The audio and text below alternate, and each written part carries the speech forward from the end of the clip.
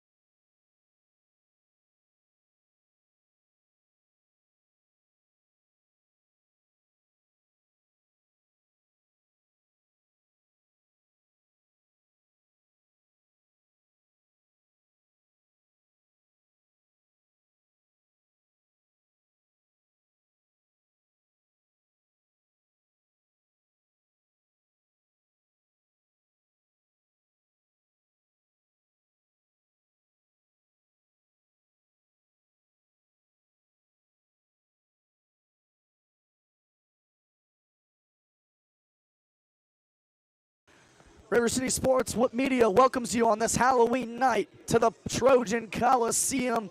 To my left, my partner in crime, Landon Schultz, per usual. And today, we got the 5 versus 12 seed Region 19 Division 5 matchup. I am Malachi Roselle, per usual. Landon, talk about this matchup a little bit. You know, Amanda Clearcreek, they played definitely a harder schedule than Portsmouth this year, and that's what a lot of people haven't been looking at this 5-5 Amanda Clearcreek team. They played, their best loss was against the number 10 team in D3, Licking Valley. 28-14 that final was. But I think Portsmouth home turf, they haven't had a playoff home game in a very long time, it seems like. So, you know, I'm just ready to watch some exciting football. I'm very excited to watch Fernando Pochas run all over these guys. It's going to be a great battle. Both of these teams have around the same level of defense and offense when it comes to it. And this is going to be a very exciting matchup. And then you also got Marquez Locklear from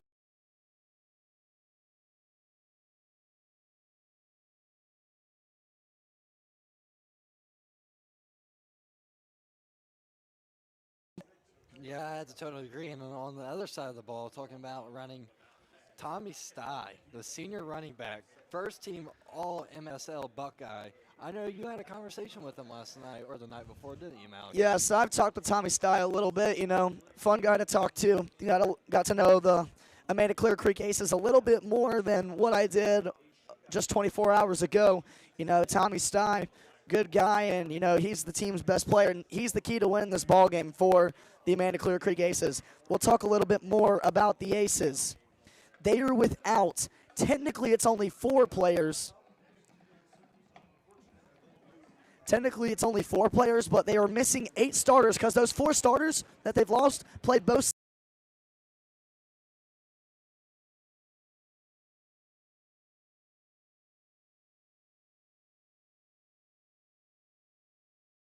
Also, Ryder Smith, another safety who was injured. And then 2 people that are inactive, not injured, but inactive for this matchup. One of the quarterbacks that Amanda Clearcreek used is Boston Fowler, the senior, and Chase Hanna, the senior center, who was actually first team MSL Buckeye last year as well. Yeah, you know, a lot of things are down for Amanda Clearcreek coming into this game. You know, they're going to show maybe why that they battle with the teams that they have, even with the players out. They still have their star running back, and maybe this defense can put on a clinic tonight. And Amanda Clearcreek, if they get this win tonight, it'd be their first ever win in football program history against the Trojans. Sadly, they are 0-2. They lost last year, 364 days ago on November 1st, here in the Coliseum, 35-16. And then their last game before that was 2000 when they played for the first time in Week 1 at Amanda Clearcreek. They lost that game 13-6. So this would be the first time that an Amanda Clearcreek Ace team would ever win a football game against the Trojans. Yeah, this is a little bit of a revenge game, you would say, especially because they got knocked out in the playoffs at the same place. They're coming for blood tonight. They're most definitely coming for blood, and also more history in the making as well. If Amanda Clearcreek were to pull off this win tonight, it would be the first non-home playoff win since November 17th of 2006 when they beat West Jefferson to win the regional. That is 18 years, 11 months, and 2 weeks ago, Landon. That's the last time they won an away playoff game. Wow. You know, you get – well, so the national anthem is playing, and we will be right back.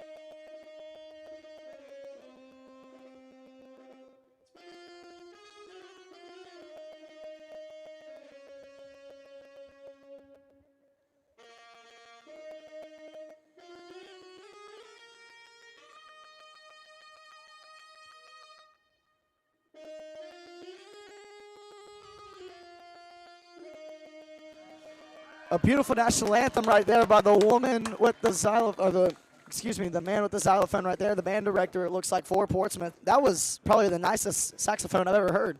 Yeah, I would have to totally agree with you. Okay, but all right, back to Amanda Clearcreek. Like I was saying, it's been 18 years, 11 months, and 2 weeks since their last away playoff win when they won the region versus West Jefferson on the road in a neutral site.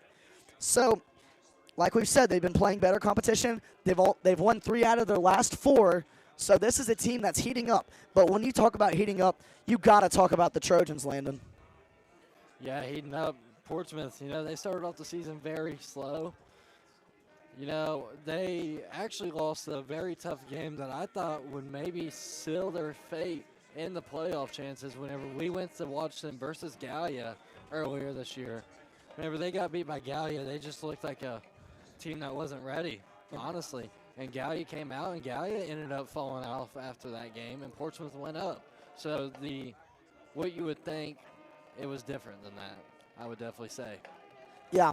From Gallia Academy winning that trap game against the Trojans, Landon, ever since then, they took it personal. They've only lost 1 game since then, and that was against a very, very good Colgrove team who we've had the opportunity of calling. That's a very good Colgrove team over there. They just know how to run the ball, and they only lost by 6 in that game, which was, in my opinion, pretty impressive. Yeah, I would agree. We watched Colgrove earlier this year.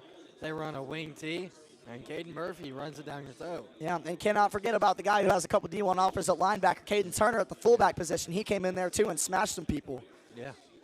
And also, looking at the Portsmouth Trojans, they are not exactly at full strength either. They are missing their leading receiver in all categories. It is Landon Malone. He leads the team in receiving touchdowns and is second in receiving yards. Due to him being ejected from the Ironton game, he will now serve a 1-game suspension that they appealed it. It went from 2 games, now it's only 1. So, hypothetically, if Portsmouth wins this game, then they will have Landon Malone in the next round. Yeah, talking about if Portsmouth wins this game, the winner of this game will travel down to Barnesville to face a number 4 seed. That should be a good matchup. Especially if Portsmouth comes out and wins this game, I think that they can maybe hold it close. You are exactly right. That is definitely a toss-up game. We've seen Barnesville struggle against certain teams like Wheelersburg last year when Barnesville was a 3 seed and Berg was a 14. And you kind of felt like Barnesville had a chance, and then all of a sudden you crumble in front of the home fans in a 3-seeded, a 14-seeded matchup. Yeah, Barnesville has been playing a lot of these Southeast teams, especially Wheelersburg. They played Wheelersburg the last 2 to 3 years, I feel like. And here comes the Portsmouth Trojans coming out for the first time tonight. And here come the Trojans, as Landon Schultz said, wearing the baby blue uniforms. It is hype in the Coliseum here tonight. Both squads trying to move on to round number 2 to take on Barnesville, and here come the Aces over here on this side. Both teams are locked in and ready to go, and it is time. It is football time here in the Trojan Coliseum, Landon. Yeah, Portsmouth looks ready. John Carter getting the crowd hyped, and this one should be a good one. It most definitely should. As both sides are getting amped up and ready for the kickoff, we will take a quick break. You are watching River City Sports Media High School Football. Round 1 incoming as the Aces come out of the tunnel.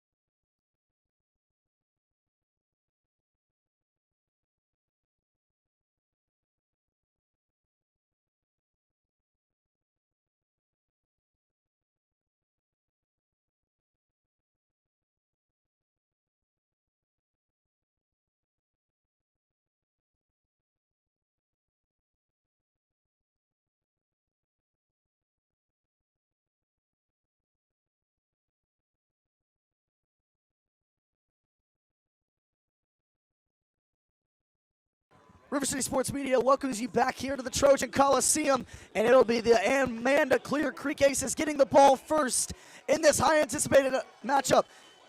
Aces fans traveled well. It's a 2-hour drive from here, and you can hear the boxing chimes singing on. Jacob Roth is going to kick us off in a way. Landon, I am excited for this matchup. I am too. Our first time ever calling a playoff game. Let's hope it's an absolute banger. And here we go. The Rocky Balboa song singing. Portsmouth's getting me amped up. Here is Roth. And we are underway. It is time. It is football time here in the Coliseum as Roth will kick it up and away for a touchback. And now trotting out. It is Carter Madison, the junior, and his squad ready to come out here and hopefully make a statement on the road against these Trojans. Yeah, you know, you got to start off very early, especially in the playoffs. Look for a bunch of handoffs to Tommy Sty, as we mentioned earlier in our pregame. You know, he could be the one who makes or breaks Portsmouth tonight. Most definitely. Amanda Clearcreek averaging 25.7 points per game on the season. Here is Madison, Sty in the backfield. Man in motion for Amanda Clearcreek. This is going to be a quarterback designed run, and there goes Madison. Madison's got enough for the first. And that's that read option game that we like to see so much. Carter Madison gets the first down and moves the chains for the Aces right off the bat. Yeah, you know, and it's a great way to start off the game, especially with a big run there by Madison. You know, putting some stress off of Sty and, you know, making Portsmouth watch out for something more than just him. You can definitely see that they're committing that's Tommy Sty, and I don't blame him. Tommy Sty, the 2024 first team All-MSL Buckeye running back last year, continues to prove himself here. Here it is. You like to see that power football setup. This one is going to be play action. Madison has an open man, and that one is almost intercepted. Oh, man, Cameron Williams had it right in his hands on a little bit of an underthrow by the junior quarterback. Wow.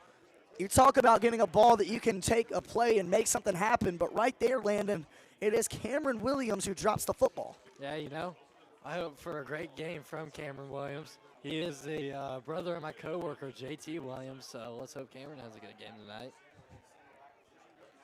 Cameron Williams, that would have been his first interception on the season. Here is Madison right up on his center, and that is going to be a false start. This one is going back. You can clearly see early movement on the Aces. And just like that, after that amazing read option play and almost turning over the ball, Amanda Clearcreek's pinned back to the 26. Excuse me. Now it's going to be around the 20.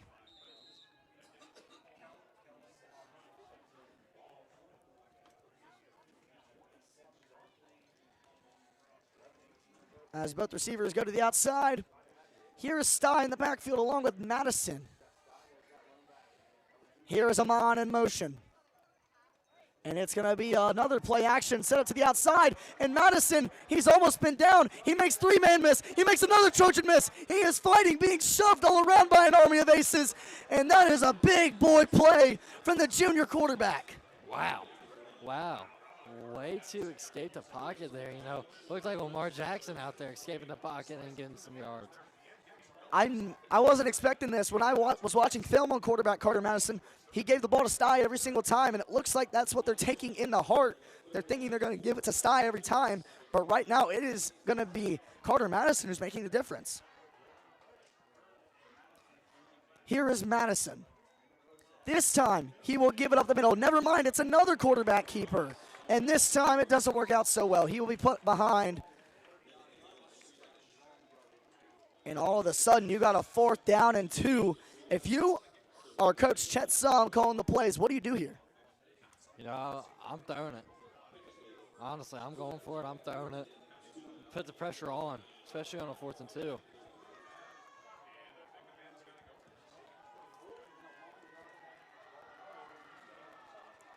And here comes Clearcreek. Here is Madison, moving a man in motion. It's Amon again.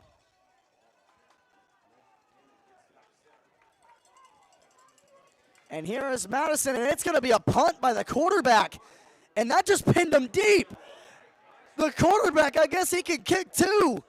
And that's going to keep on rolling and rolling and rolling inside the 15.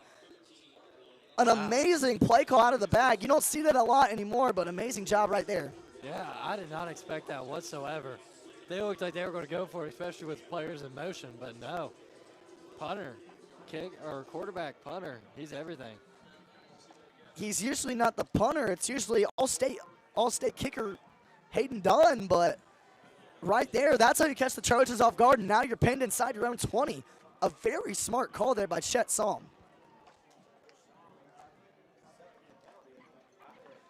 And it looks like we have a penalty as well, and it'll be Clearcreek that accepts it.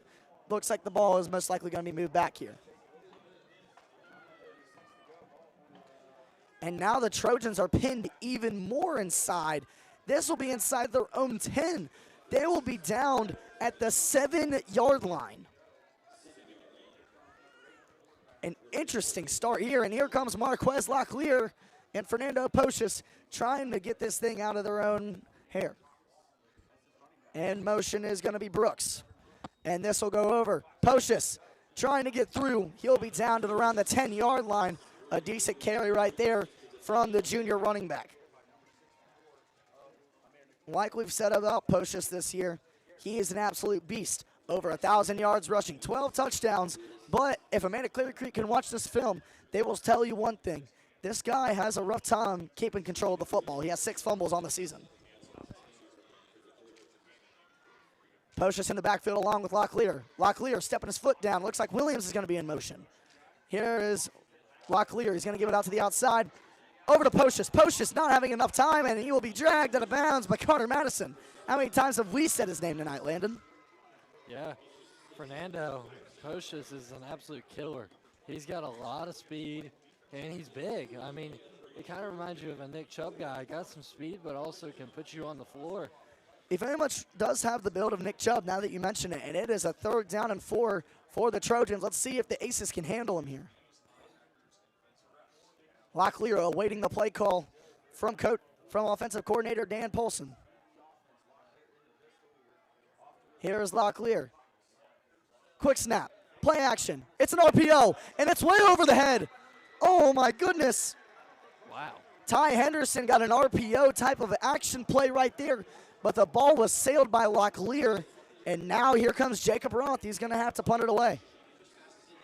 You know, you don't want punts from this area, especially in high school football, especially because the punters aren't fully developed yet and kickers, so they can't really kick that far. So it's risky being all the way back here and then having to punt, but, you know, anything can happen. Tommy Stye will be the man back to return. And here is the snap by Roth, almost blocked.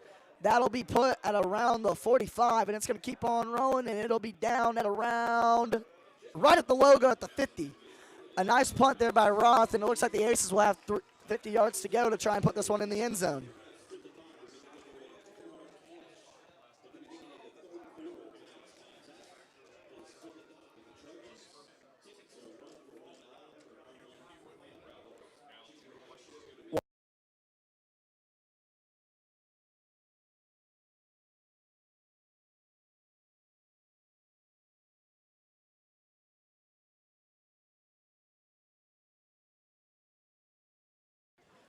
Before the Aces break out of the huddle right here, we'd like to thank our sponsors.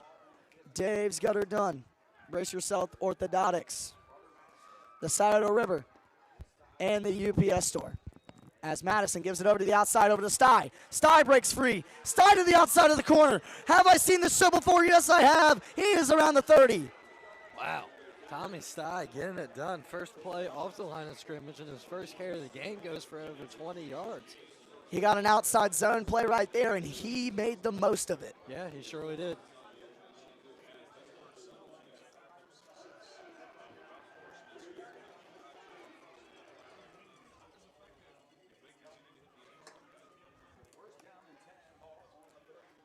And now at the 31-yard line, here comes Carter Madison and his fellows back out again. Amanda Clearcreek is moving. Williams in motion. Here is Madison. Up the middle it goes, and he is squashed right where he came. No chance right there to make a play out of that. Portsmouth defense making up for that last play, letting that big run by Tommy Stye, coming up here and only letting up 2 yards on that run.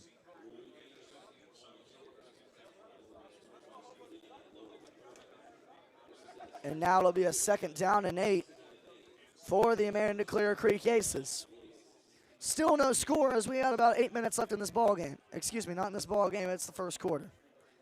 Here is Williams as he's in motion again. This time it'll be up to Sty. Sty running through men. Sty still on his feet. And it's going to be close for the 1st down. If not, it's going to be a 3rd and very, very short. Tommy Sty. Tommy Sty is looking like an all-Ohio running back right now with how he's running against the Portsmouth offense or defense so far. Tommy Sty is definitely making it hard for this Portsmouth defense to figure anything out with all these option plays and motion and stuff.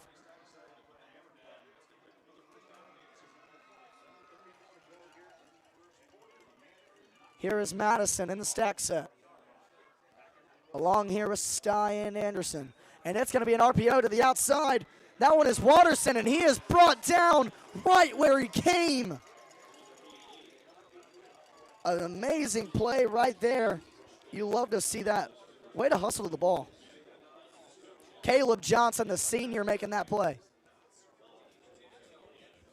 Yeah, Caleb Johnson with a great tackle there. Senior leader on the squad, he's got to come in and be there for his guys, and right there he was. Same formation here once again. It's a 2nd and 12 for the Aces. And this one is going to be to Sty. And he's barely going to get anything, if that. He is brought down right where he came. The Aces cannot make anything happen there.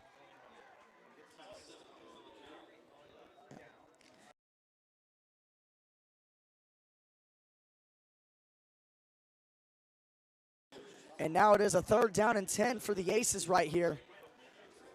What do you do right here if you're Coach Salm? You got to pass it.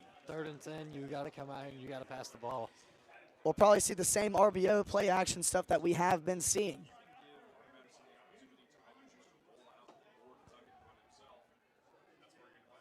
Madison rolls out to his right. He has no time, and it's going to be a screen. It's caught by Amon, and Amon's going to be brought down inside the 5. Move the chains for the Aces, and it is the athletic sophomore making the play. But I tell you, you got to throw the ball. You got to let your playmakers make the plays. You just got to let the athletic sophomore making it happen. Carter Madison just found him over the middle, and he was just wide open. And it is a 1st down and goal from the 4-yard line. Let's see what Clearcreek has up their sleeve. Here is Madison along with Sty and Anderson. Stack set. And it's going to be up the middle to Sty, and Sty will barely get any yards right there. If anything, he is down at the 1. And it is going to be a 2nd down and goal from the 1-yard line. Let's see what the Aces can do here.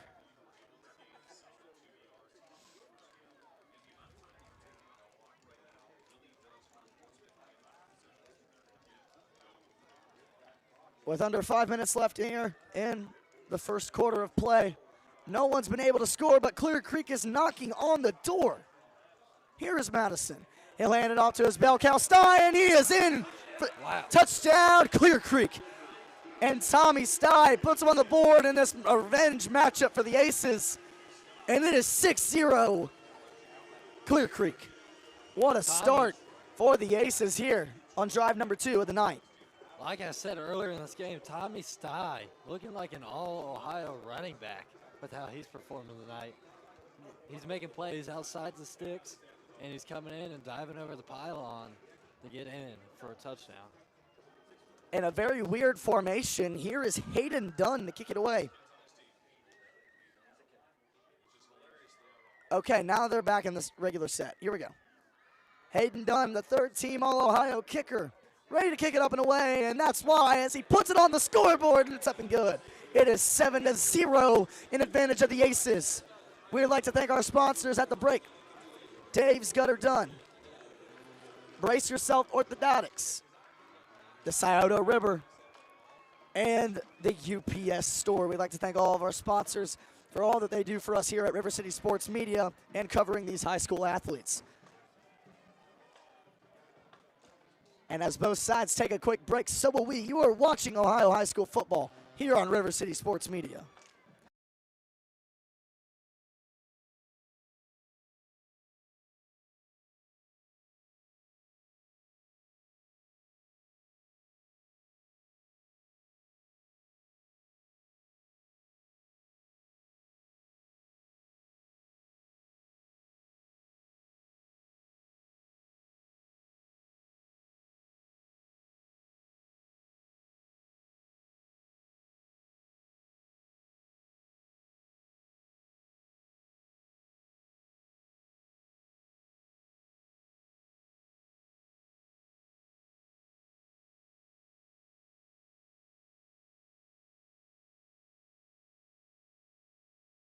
River City Sports Media welcomes you back here to the Portsmouth Coliseum. I am Alec Harzel. To my left, Landon Schultz, as Hayden Dunn will kick it up and away. And that's going to be a little squib kick. It'll be D. Parker on the recovery of the return. D. Parker has an angle. D. Parker's got a blocker. Parker makes a man miss with a nice juke. And he will be down at around the 36. A little play to add to the highlights for D. Parker right there, making a man miss like that. Yeah, D. Parker. That's another name to look out for, especially on that defensive side. Being a linebacker, he's got great speed and he's got hops. I'll tell you what, I've seen him sometimes playing basketball and he's out there dunking it at like 5'7". Yeah, he's a beast when it comes to athleticism. There's no doubt about it. And now here comes the Portsmouth Trojans out for the first time today. Is that dead? And this one is going to be a handout over to Jamarcus Parker. Parker, the sophomore, finding the seam, excuse me. Oh, my goodness. Jamarcus Parker on a carry right there. He's a freshman, excuse me, not a sophomore. It'll be second down and short for the Portsmouth Trojans. Looks like Jamarcus Parker is the type of guy to take pressure off of Fernando Poches. He only has 236 rushing yards and 2 touchdowns, but if you have your freshman coming out and making plays like that, most people won't just look for one player on the running back. Yeah, both of these guys are very explosive. It's kind of like lightning and thunder with these guys. And here is lightning. It is Jamarcus Parker as he gets by Sty, and he goes helmet to helmet with 2 aces, but he is taken down right where he came. Nothing that lightning could do right there. And now the Trojans facing a very, very close 3rd and 1. As Trevin Brooks will come onto the field. You already know what Trevin Brooks is going to do when he's in the game. Smash mouth football as they're bringing in the big boys here. Yeah. Great baseball player, by the way. He is a great baseball player.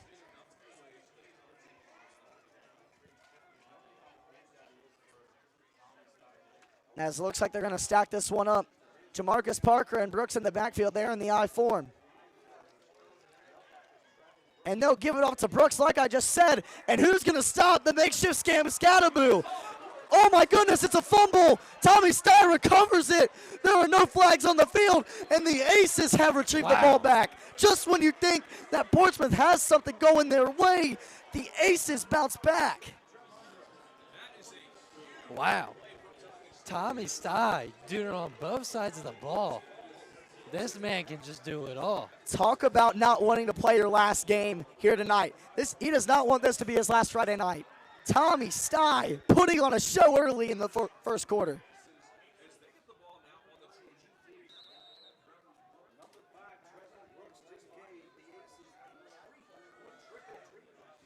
And we have a little bit of a score update from our friends down the road at Lucasville Valley. It will be Zane Trey 7, Valley 0. Interesting. And now here is Amon. And he will barely get any yards, if that. Oh my gosh, it's another fumble. Fernando Poches just stripped it away. And that is the Trojans' ball. Wow. Oh my goodness. Fernando Poches just stripped it away.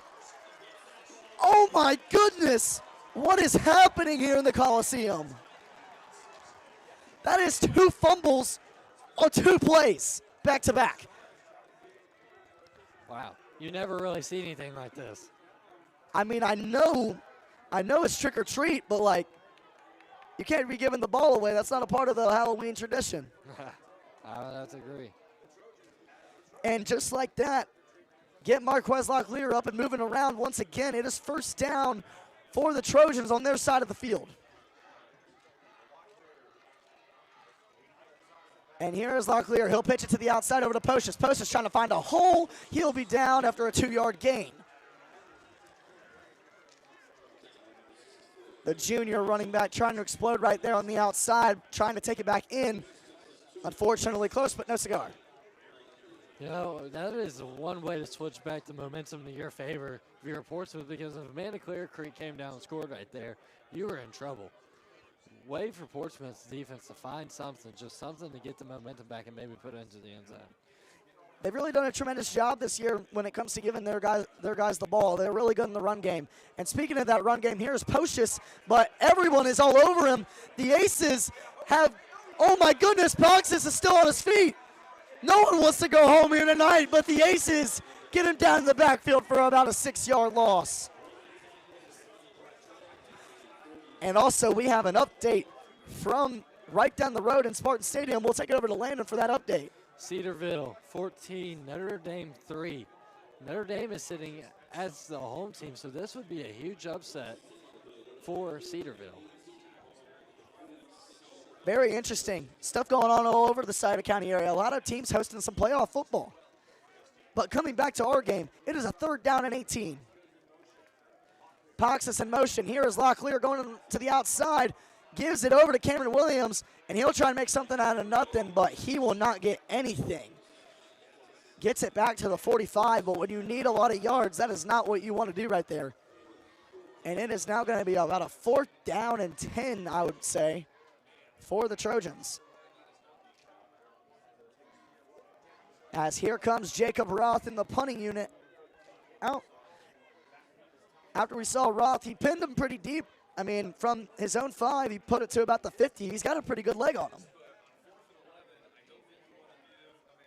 Yeah, I would have to totally agree with you there.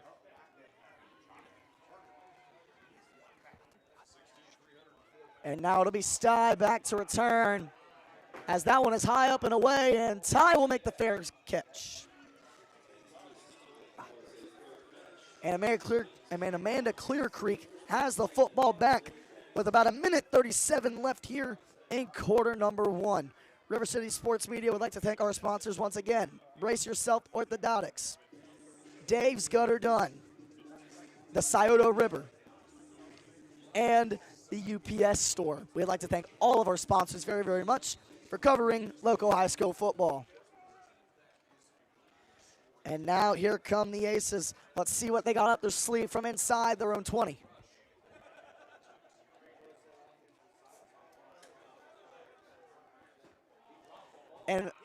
And here is going to be Carter Madison. After he dropped the football, he will get it for about a 3 to 4 yard gain. I was caught very off guard by that play. He bounced the ball off his hands, picked it back up, and then gets it for about a couple yard gain. Very interesting. Yeah, I'd have to totally agree with you. It's like no one wants to take care of the football, Landon. Yeah, it's been very interesting tonight. We've seen 2 fumble turnovers. Yeah, teams are definitely struggling to keep the ball. And, you know, this is one way to start off a playoff football game, especially in the first quarter. And here come the Aces in the stack set once again. Here is Madison. He's going to hand it up the middle. That looks like it's going to be Sty, and he will be stunned after about a 3 yard gain. If not that, it's going to be about a 2 yard gain as the clock is rolling down here in the Coliseum. Looks like we got one more play left in us before the end of quarter number 1.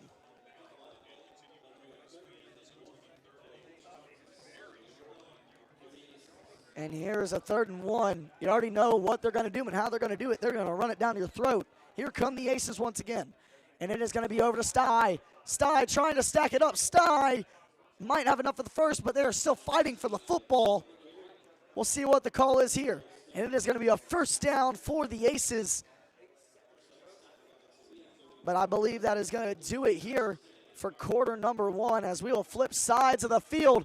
And Amanda Clearcreek's coaches and players are getting hyped up.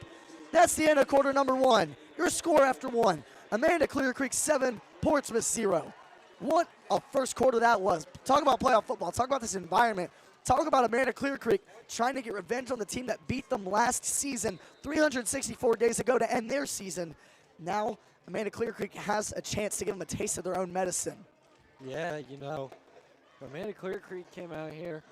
They put some points on the board, and, you know, their defense has got stops whenever it's needed.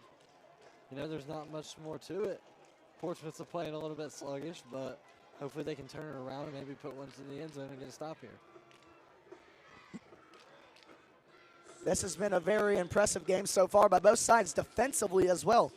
For teams that average around 20-plus points a game, well, they're doing a pretty good job defending them. We've only seen 2 drives each from both of these squads, as Amanda Clearcreek has yet to finish drive number 3 of the night. Tommy Stein and company looking to make something happen, and Carter Madison showing the effort as well. But you can just tell that this is all-out energy brought out by the Trojans and the Aces. None of these teams want to go home. No one wants it more on both sides than these 2 teams. Yeah, I would have to totally agree with you, Malachi.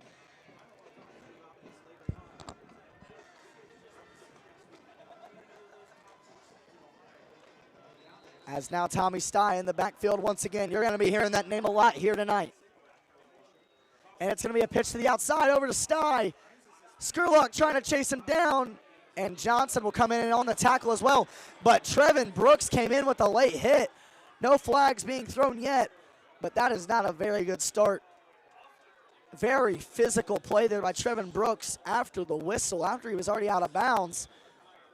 Tommy Stein got hit hard right there. And Stein will be taken off the field. He's not going to be playing for this one. Yikes. Not what you want to see right there to open up quarter number 2.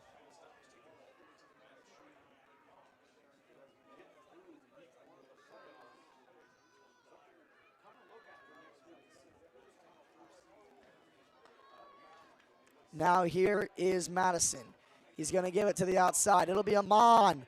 Amon makes a man miss. Amon's going to keep going, but he will be brought down after about a 2 to 3 yard gain. The sophomore had a chance to go to the outside, but just couldn't right there. It's not a 3rd and 5 that the Aces are facing right here at the start of quarter number 2.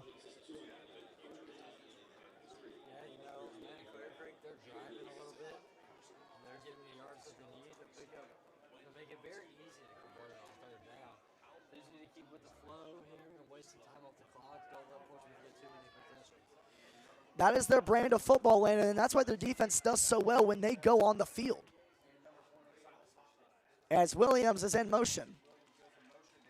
And now here is going to be Madison, and that is going to be stunned right there. Stein is just being slammed down to the ground. No blockers right there for him.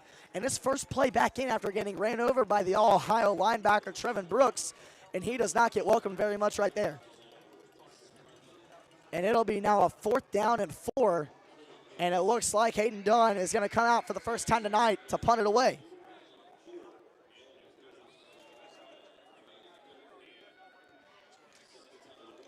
The senior making his first punt of the night. Back to return, it's Leland Skurlock.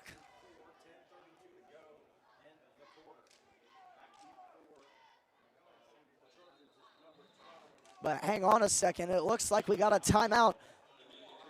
And it's going to be the Aces who use timeout number 1 of this game. Here on a 4th down and 4 with about 10 minutes left. Here in this first half of play. Landon, what are your observations so far in this one?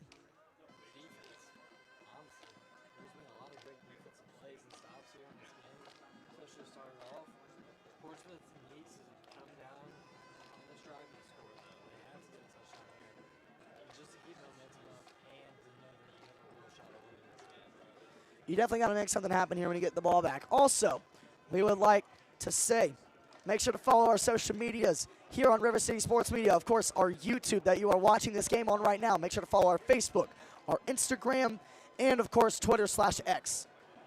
Make sure to follow all those to stay updated with the local sports around the Southeast Ohio area. Here is Dunn to punt it away out of the break.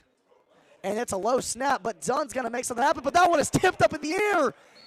A rough punt right there, and things are getting physical. Carter Amon gets in the face of D. Parker. And then Fernando Poches came in there and said, nuh-uh, not happening to my boy. And you can already see things are getting chippy. This is slowly becoming a little bit of a rivalry the more these teams face each other. As Marquez Laclear and his fellas will trot back out.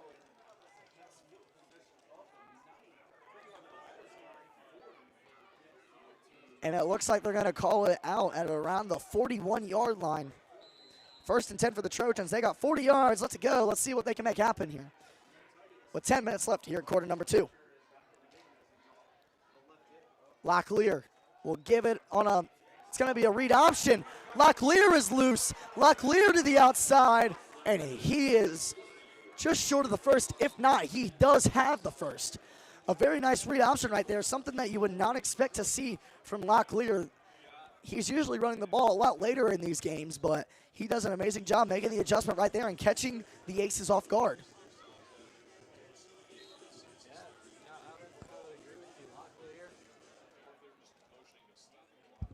Yeah, I would have to totally agree with you. Locklear coming out here, showing why he's the quarterback with the Wales.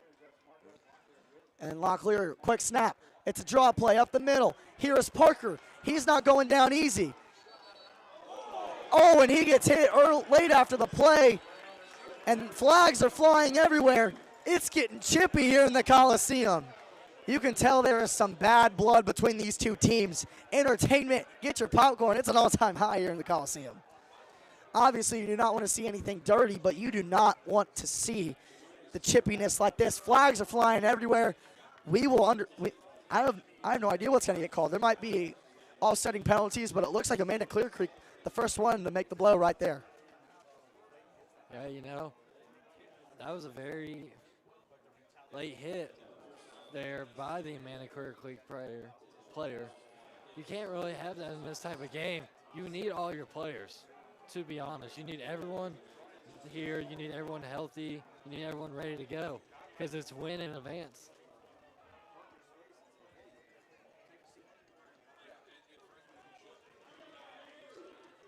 And it looks like there will be no penalty. It looks like it's offsetting penalties. Like I said, that could happen.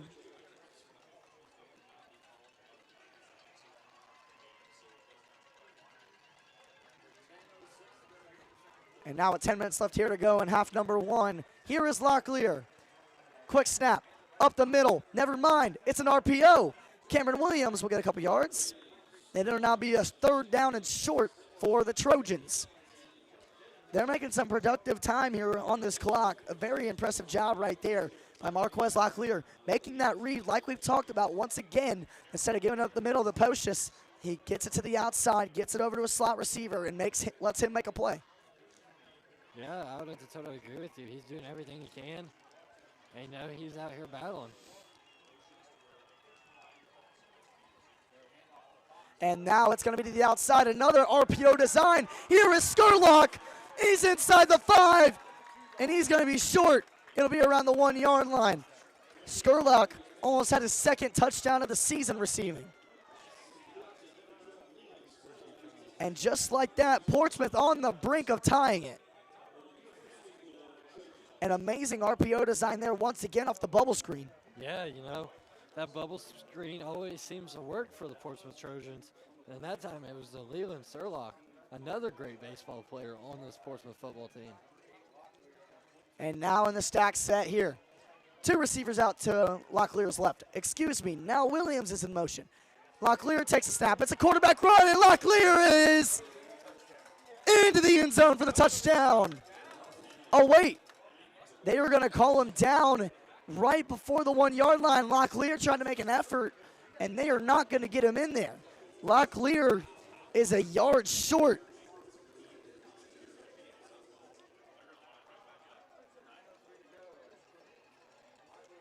And now it's going to be another play, but flags are flown all across the field. That's going to be a false start on, I believe that's either Leland Skurlock or one of the offensive line of the Trojans. A quick play right there from Portsmouth, and now it'll be 2nd down and 6. Just when you're on the goal line, now you got to make something happen. Yeah.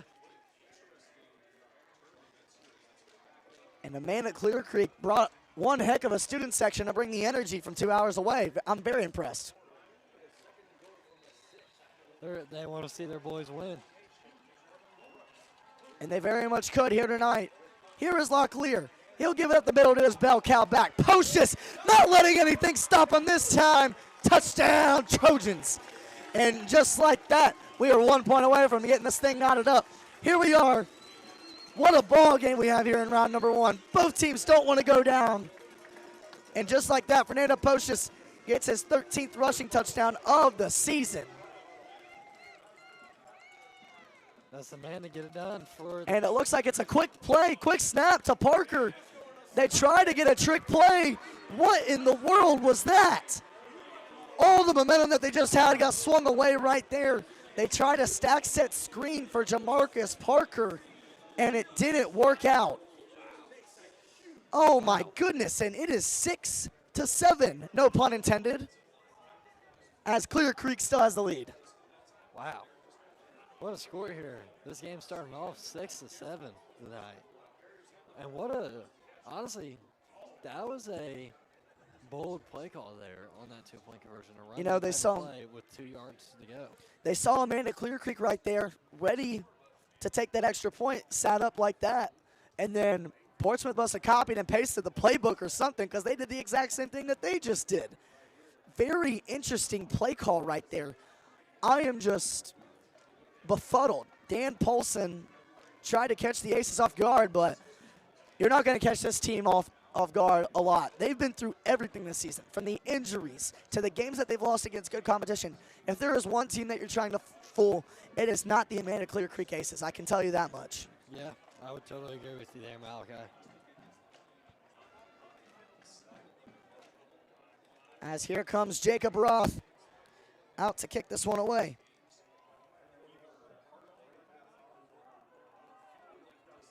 Let's see what the senior's got up his sleeve. And a 7-6 ball game with all the marbles on the line. Here is Roth. And he's going to kick an absolute bullet back there. And it's off the hands of Amon. Amon had his hands on the ball. Oh my goodness. Here's Amon trying to go to the outside. Creases back in and goes down by an army of Trojans. And here comes that physicality once again. They are still trying to bring him down. A little bit of a late play right there, but we will play on here in the Coliseum. That's scary. Very much scary. Amon dropped it on as Roth really kicked that one as hard as he could right there. He was not taking it lightly. And now you are down at around the 10-yard line right here, if not even less. What are you going to do here if you're Clearcreek? You're jammed inside your own 20 once again. You got to make something happen.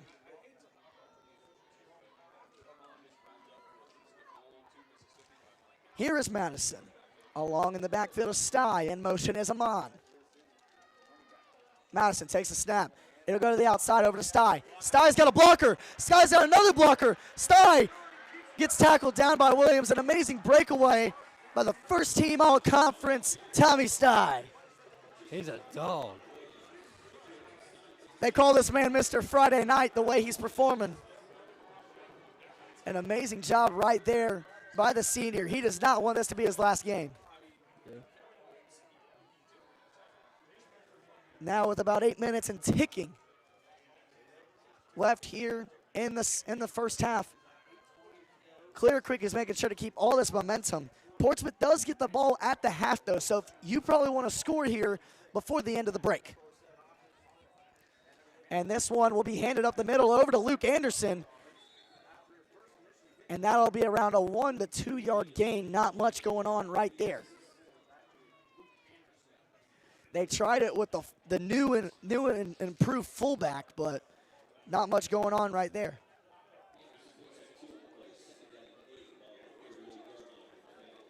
Now it's going to be a 2nd down and 8 from Clearcreek's own 38.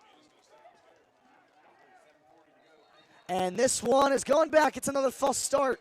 It looks like on Clearcreek, as it was Madison with the football right there on the quarterback keeper. But guess what? They're going to call this thing a false start. And Portsmouth will now have another chance to make something happen and pin them even deeper to try and get some field position here, Landon. Yeah, it's much needed for this Portsmouth Trojans team. You know, this is really helping them out, come out here and get a stop, put another score on the board, and get the ball back at half. And now on a 2nd and 13 from their own 33, here is the Aces offense. Here is Madison. Rolls out to his left. Madison's going to chuck it. And that one's intercepted by Parker. Parker makes a man miss. Parker using his speed. Oh, my goodness. It is electric here. But if I am not mistaken, that is a flag on the field. But that's not going to impact the way that turnover happened. That is 2 turnovers forced by the Trojans. D. Parker is amped up. Wow. As we were just saying, maybe score, get a stop, score, and then score again before the half. And they're doing that. They make it easier on themselves and start off at their own, or at the Amanda Clearcreek 28-yard line. That is D. Parker's first interception on the season right there, and it comes in a big moment. But this one will be going back. Looks like some unsportsmanlike conduct happened there.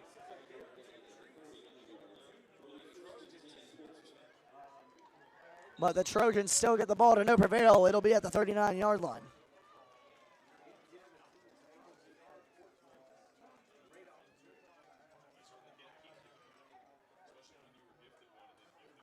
Let's see what the Trojans can do with this amazing opportunity they have in front of them. Locklear hands it up the middle over to Pocius. Pocius is brought down right where he came. Well, well, well, look what we have here. The Aces making a statement after play after play after play after play.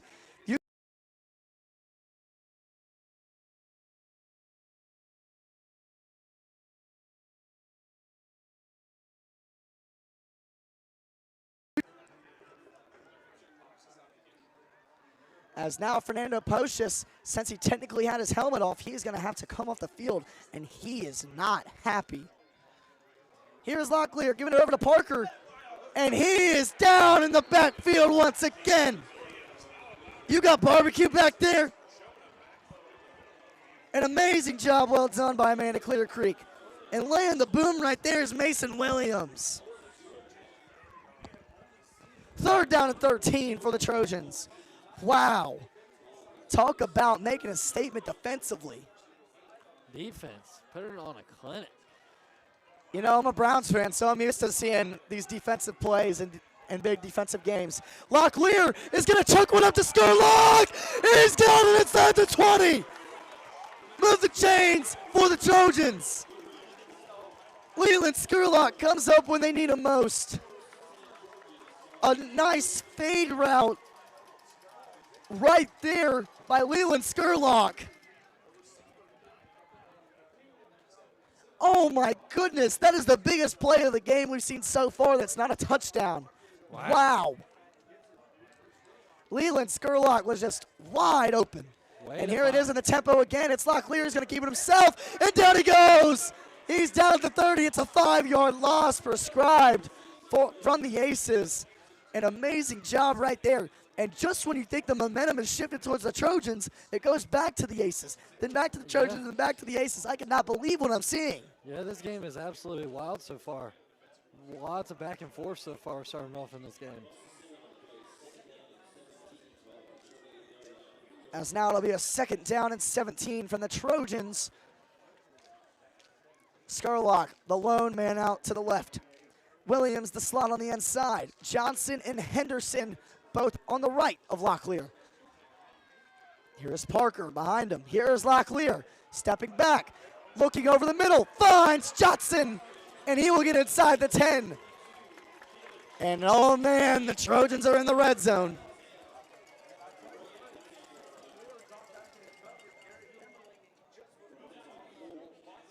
An amazing job right there by Locklear, making sure to put that pass where nobody else could get it, as Jamarcus Parker and Caleb Johnson will exit the field.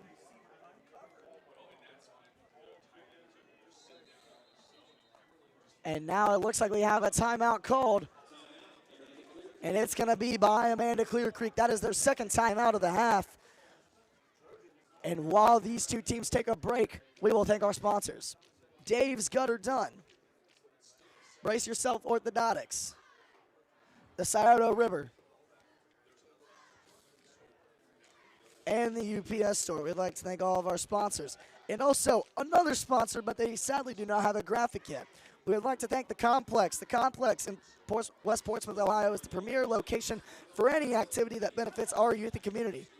The Complex provides 2 full courts and a full football and soccer field, classrooms to rent for storage or to set up and shop. The Complex also offers a shirt shop for you to show off your team spirit with the best apparel designs. Visit the Complex at 1420 13th Street in West Portsmouth, Ohio today.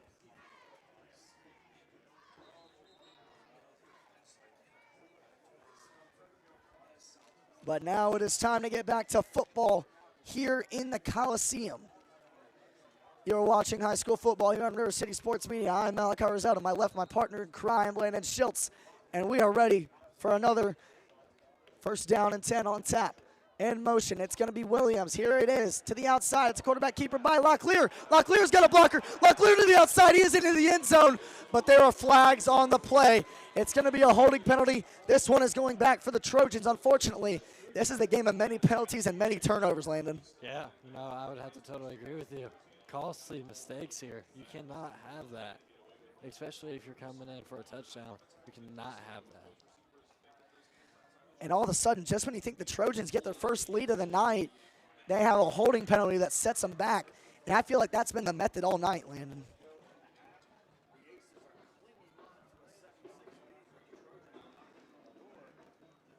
Just when you think the Trojans have a chance to break open the door, it is Amanda Clearcreek that keeps holding it shut, just barely. It's a bend but don't break type of defense, I fear. It is now a first down and 20 for the Trojans from, well, their 20. Here is Locklear. Locklear, fake handoff. It's a play action. He's going to chuck it over to Williams. Williams on the screen. Uses that athleticism. He's inside the 10. He is going to break a tackle. He's still on his feet. Touchdown, Trojans. Wow. Cameron Williams, the slot receiver, making it happen. And the Trojans have the first lead of the ball game. Wow. Cameron Williams put on a show for his brother watching the live stream right now. Cameron Williams. Cameron Williams giving the Trojans fans something to cheer about. And it is 7-12 here in the Coliseum. An advantage of the Trojans. Here is Jacob Roth. He will kick it up and away. This time, no trick plays, I believe, if not. Roth, they call him the extra point merchant, and that's exactly why. Off the scoreboard, up and good. And the Trojans lead it 13-7.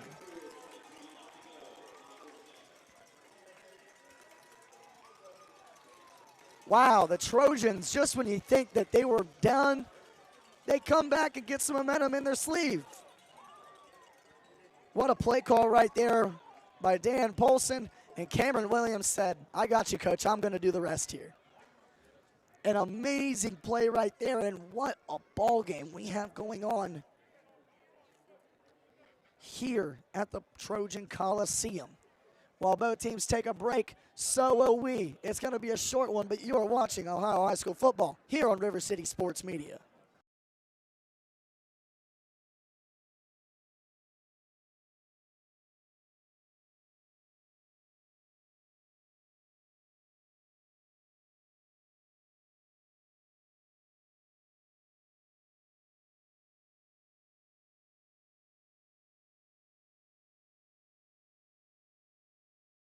River City Sports Media welcomes you back here to the Trojan Coliseum. I am Malachi Rosado. To my left, my partner in crime, Landon Schultz. And now Amanda Clearcreek will have a chance to either take the lead or make it a little bit shorter. This one kicked up and away by Roth. This one will be bouncing around the 17, and now it'll be Sty on the take. Excuse me, it's Amon, but Amon's got feet, and he can run. That's inside the 40. He'll be brought down by Jamarcus Parker, but now you got it around the 41-yard line. A nice job there, and a good start for Amanda Clearcreek.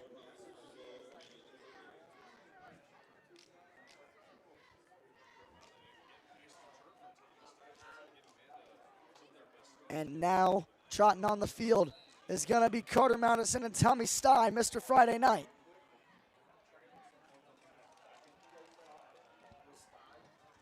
And now this one we ran up the middle. It looks like Madison on the quarterback keeper. And that one trying to be stripped out of the hands, but the ball was played dead.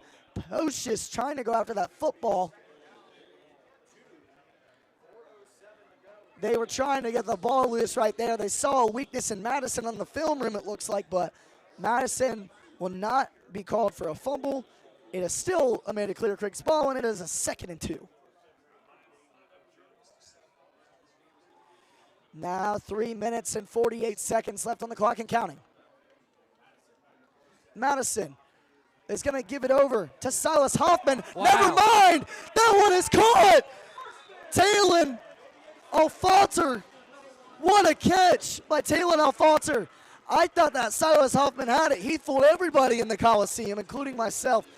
And just like that, big-time plays in big-time games, Talon Alfonter making it happen on the air. Oh, my goodness, what a play. And a beautiful execution on the play action by Madison. And now it's going to be Madison on the quarterback keeper, and he will get a yard or two. What a play that was right there. Talk about that play right there, landed on the play action. You know, that was just a great, drop back there by Madison. Just finding this guy over the middle, fooling the defense, and now putting yourself in a great chance to score before halftime. Tommy Stein might be Mr. Friday Night, but sometimes you got to catch him off guard a little bit, and that is most definitely what they did there against the Trojans. Here's a 2nd down and 8. This one will go back to Mr. Friday Night, Tommy Stein, and he will be swung tackled right where he came. It is J.J. Henderson on the play, the sophomore. And now it'll be a 3rd down and 7.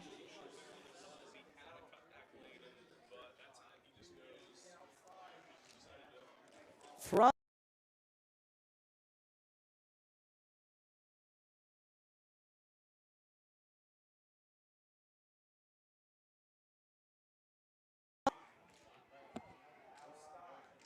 and now in motion here is Williams. He's set. Here is Madison. And it's going to be another design run. Madison takes it on the inside. Spin move. And that's going to be a really, really close play right there. It's going to be 4th and short. But a man is down for Amanda Clearcreek. And we're going to have an injury timeout inside here in the last 2 minutes.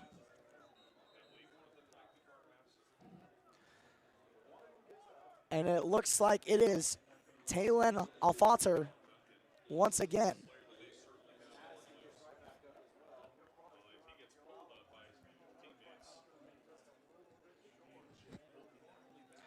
As it looks like everyone's all right. A minute 53 left here in the first half of this ball game. It is a 4th down and 1, and it looks like it's going to be a timeout called.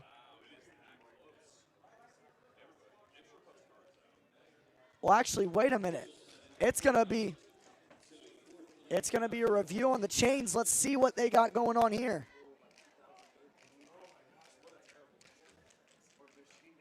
And now, here come the chain gang.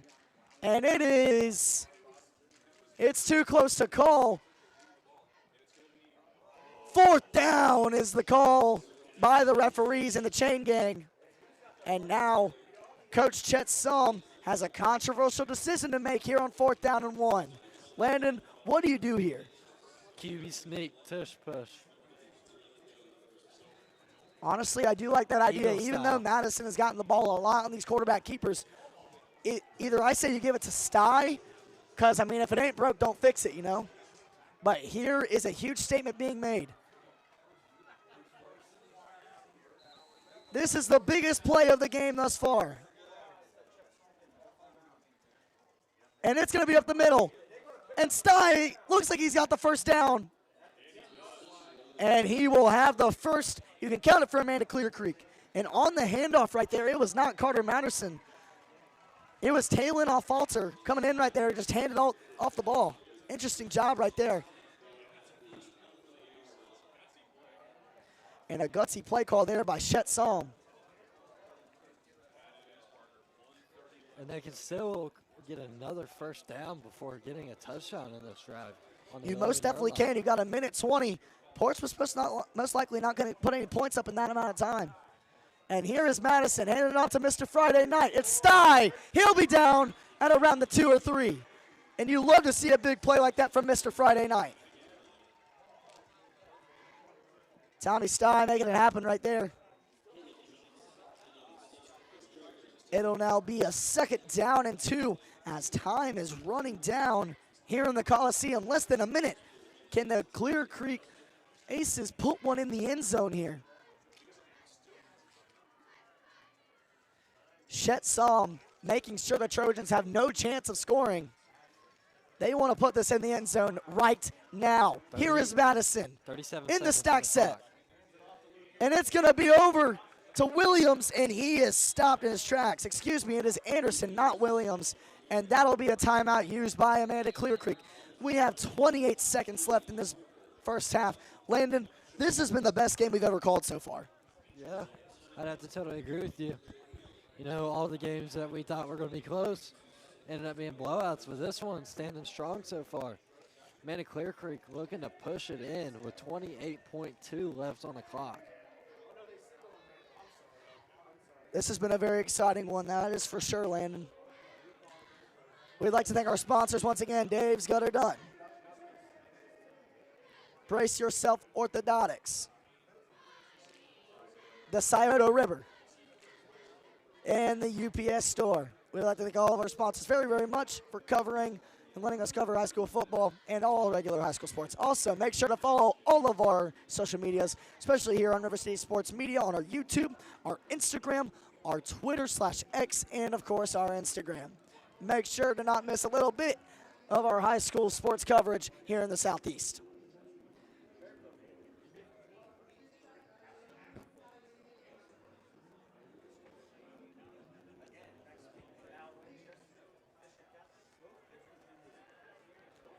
As here we go. It's going to come down to a big play right here for Clearcreek.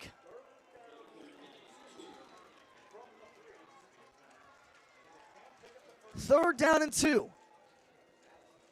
And they'll give it over to Stye. And he'll be down right where he came. And they got to get something going. No timeouts left for Clearcreek. You got to go. 15 seconds. 14 seconds. Time is running down. 4th down and 2. It all comes down to this in the first half. Stye to the outside. And he is going to keep going. Stye is down. What a stop by the Trojans with 1 second left. And the Portsmouth Trojans are going to hold the lead at halftime.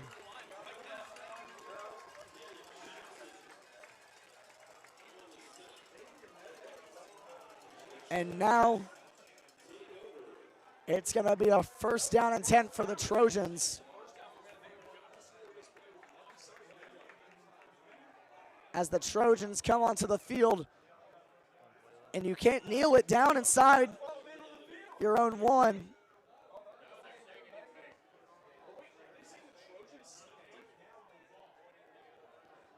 This is going to be a close call right here. And now they're bringing out the chains, a very confusing development. Wow. This game is insane. And here comes the chain gang. But never mind, they are being exited off the field. What in the world is going on? Is it the Trojans' ball or not? I believe it is the Trojans' ball. And now with 1 second left to go, inside their own 1 yard line, the Trojans are going to have to figure out a way to just not get safetied. 1 second left on the clock. A 1st down and 10 from inside their own 1 yard line. Locklear on a tush push. It'll not be a safety, and that is your first half. The Portsmouth Trojans and the Amanda Clearcreek Aces. And another first-round playoff matchup. We have a ball game here. Your score at halftime: Portsmouth 13, Amanda Clearcreek 7. And now looks like we're going to go over some score updates. We will go to Landon Schultz. So from the SOC2, Portsmouth West is playing Summit Silver Knights in Cincinnati. They are up 8-0 in the second quarter. Notre Dame has cut the lead down a little bit. It is 28-10. Cedarville is leading. All the way in Lucasville, Zane Trace 20, Valley 0. That has got to be heartbreaking for the Indians in this amazing season that they have had. And from the OVC, Rock Hill is beating Dayton Christian Warriors 13-12. And at halftime, Dawson Bryant is tied with the Morgan Raiders 22-22. Thank you for the score updates, Landon. We very much appreciate it. And back to our own game here. Here's the scoring summary for you. Cameron Williams on a receiving touchdown from 20 yards out, making a big play to take the lead. Then you had Fernando Pocius pushing it into the end zone as well. And then to start things off, it was Tommy Stye who put it in the end zone for Clearcreek. But they haven't scored since that first quarter. They knocked on the door right there, but the Trojans at the goal line stand. What a job by the Trojans defense in this second quarter. But as halftime is coming down with 19 minutes left before we get action started, you are watching Ohio High School playoff football here on River City Sports Media. We'd like to thank our sponsors, Dave's Gutter Done, Brace Yourself Orthodontics, the Scioto River, and the UPS store. We'd like to thank all of our sponsors. We got a ball game here in the Coliseum. Your score at halftime, 13 Portsmouth, Amanda Clearcreek 7. We will be back to you in about 18 minutes. You're watching Ohio High School football here on River City Sports Media.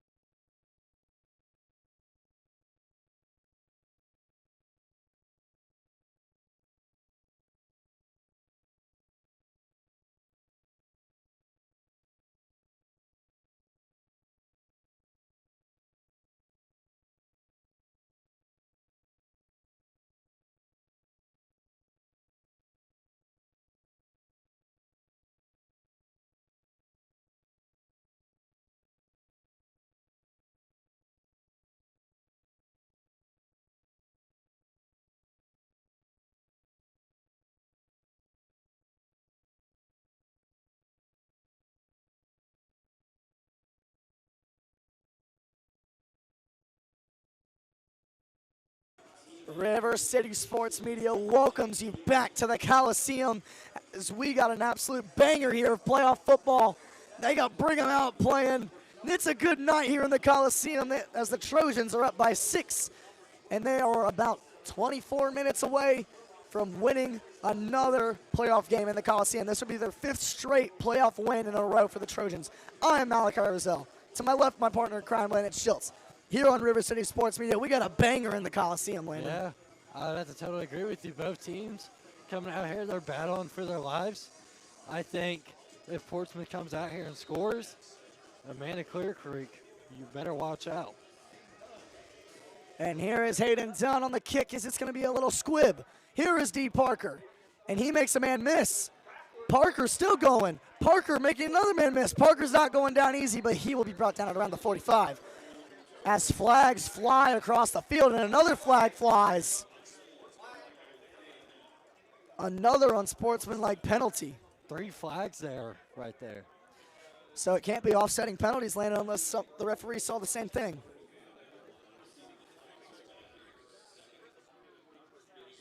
I wonder what is going on right there.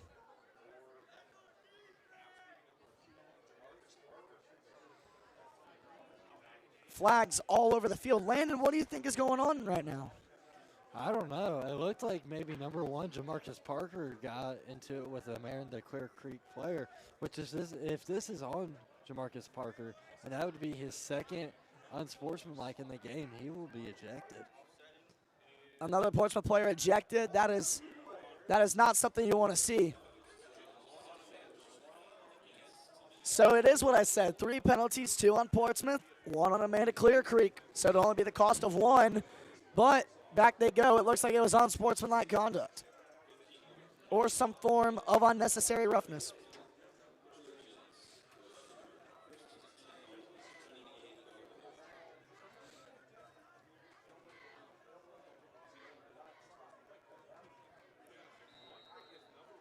And here comes Marquez Locklear, trotting out onto the field. He had 86 yards and 1 passing touchdown and went 6 for 7 in the first half. Let's see what's going on here. Locklear in an empty backfield for the first time tonight. Here's the senior quarterback. And it's going to be a screen pass to the outside over to Post, just trying to get him going, but he is brought down right where he came. Amanda Clearcreek not dying for nothing. Yeah, I would totally agree with you, Malachi. Great defense there to start off this second half by Amanda Clearcreek. You know, just like that, when they had the ball at the 45, Landon, and then an unsportsmanlike penalty puts them back to the 30, and now this, you can see where this is trying to cost you. Locklear in an empty backfield again. This time he's going to run it, and they will be brought down after a gain of about 3 or 4. It's an early 3rd down for the Portsmouth Trojans. You got about 4 to 5 yards here. If you are the Trojans, this is going to be a big play.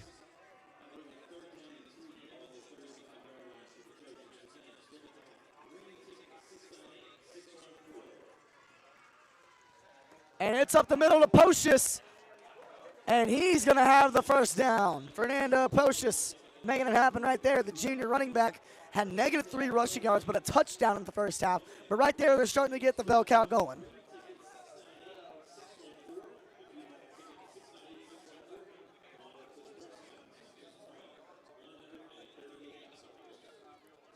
And now here is Locklear once again getting the play call from Coach Bruce Cobb and Dan Polson. Another empty backfield set after no men were in the backfield. And now here's Pocius. And it's going to be a fake jet sweep option. And that is not going to be any gain, if 1 yard, right there by Marquez Locklear. He decided to let it stay with himself. He trusted himself right there. Didn't really work out. Do you think that he should have gave it to him on the jet sweep? Yeah, you know, this Amanda Clearcreek defense, they're holding strong so far. Not really loading up too many yards. But, you know, a stop would be huge for them right here. And now a 2nd down and 8 from their own 44. Here's Locklear. And it's going to be a RPO play action. Williams holds onto the football. Williams goes to the outside. He has the first down. Cameron Williams making plays all over the football field. An electric play by the slot wide receiver on the RPO bubble screen. Beautiful play design right there from Coach Dan Polson. And it's a first down for the Trojans.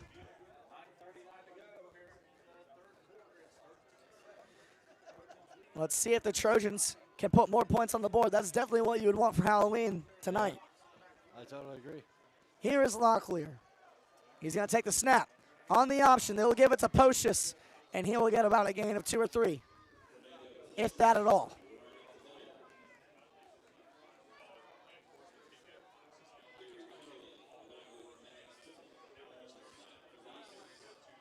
And now it'll be a second down and 4 for the Trojans, with about 9 minutes left here in quarter number 3. Here is Locklear. Locklear, quick snap. He's going to try and drop back. Now he's going to run with it, and he is brought down after a gain of about 3.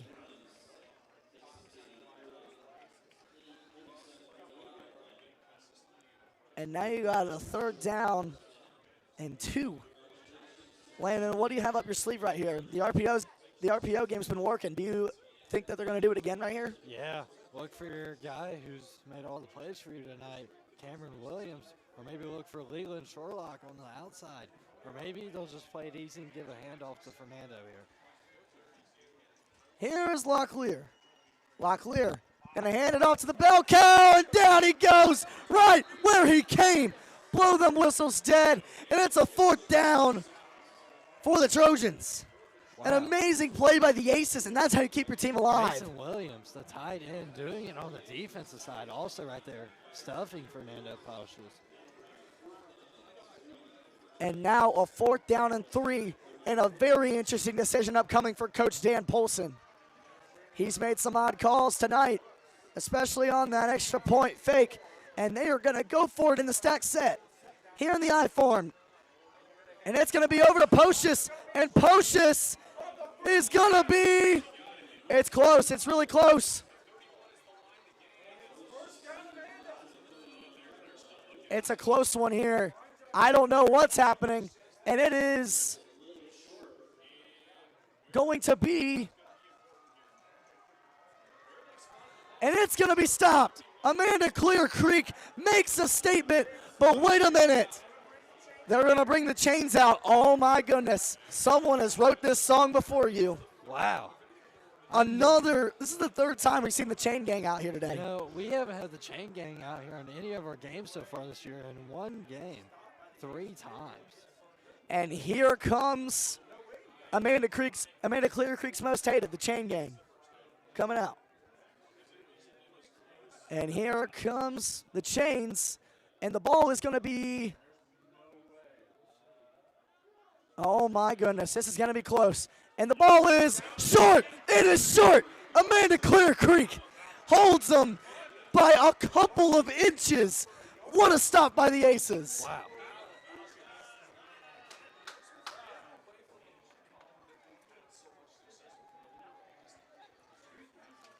Wow.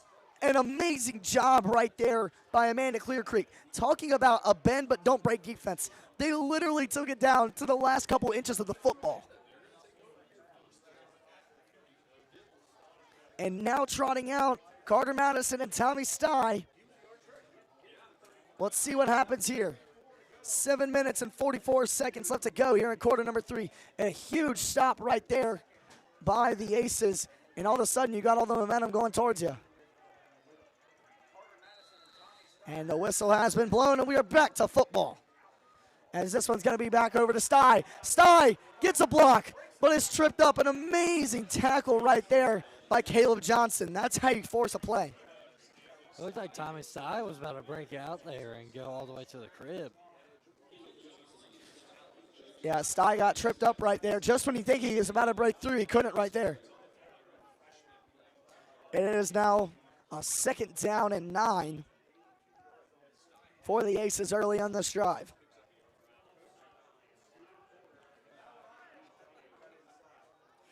And here is Madison. It's a quarterback keeper, and he goes down right where he came. The Ohio honorable mention, Trevin Brooks, comes in and makes some havoc.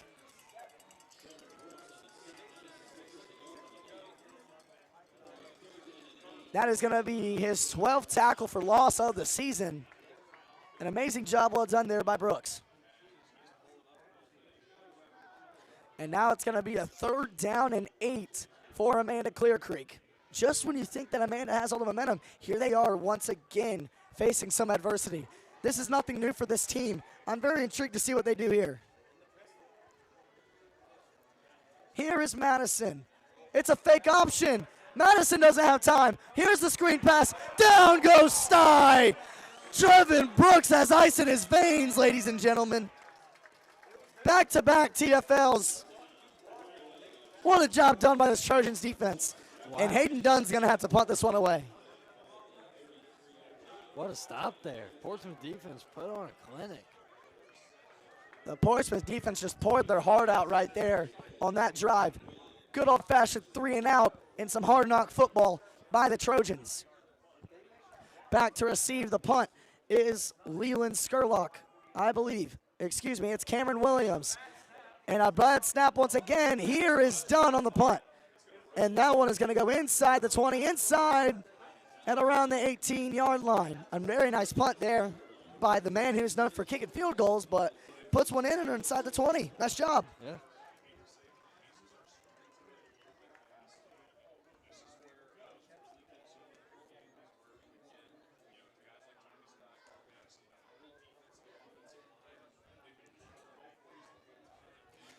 Once again, we'd like to thank our sponsors here on River City Sports Media. Dave's Gutter Done, Brace Yourself Orthodontics, the Scioto River, and the UPS Store. We'd like to thank all of our sponsors very, very much.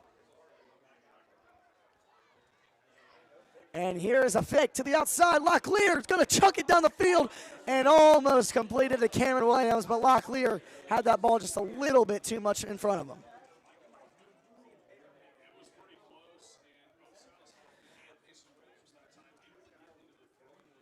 Locklear took a shot deep right there, and it just didn't work out for the Trojans.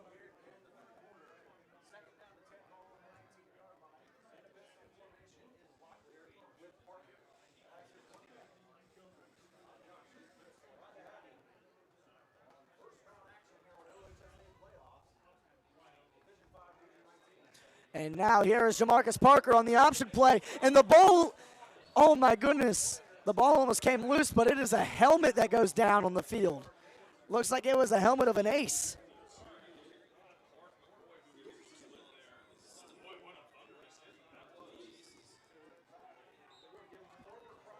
And now it's going to be a 3rd down and 6.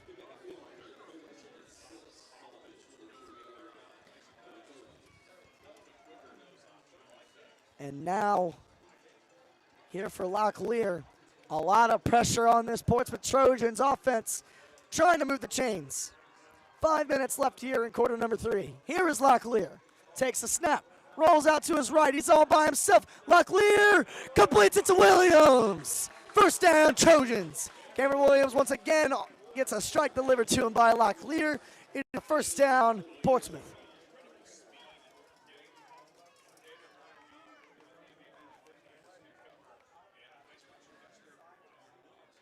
Locklear to the outside, just an amazing play right there. Beautiful play design there by Coach Dan Polson, and the chains will continue moving. It's a P-Town 1st down.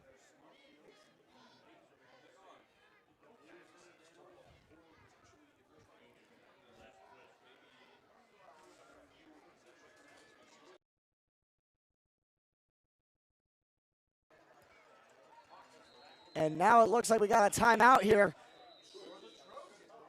as Coach Dan Polson and Bruce Kolb are not happy, and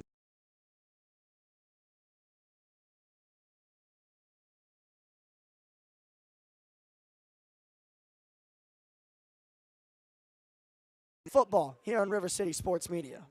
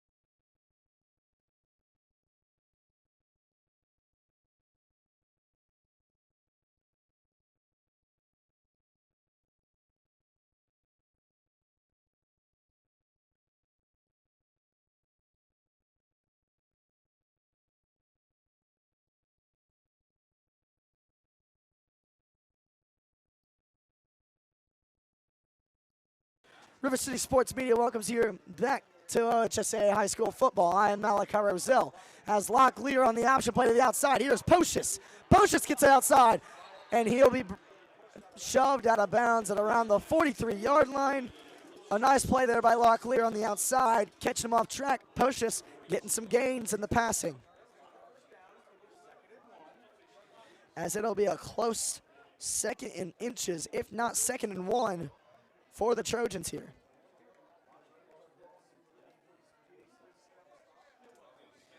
Portsmouth has really been playing well in this third quarter when it comes to offensive, Landon. And this one's up the middle to Pocious on the draw play, and that's going to be enough for the first down. Amanda Clearcreek, after getting that big stop, they have to go right back on the field, and now you got to try and make something happen. And it looks like Coach Chet Salm is going to call a timeout, but also, oh my goodness, it is John Carter who is shaken up after the play, and he is not getting up. You hate to see this for a player of John Carter's caliber.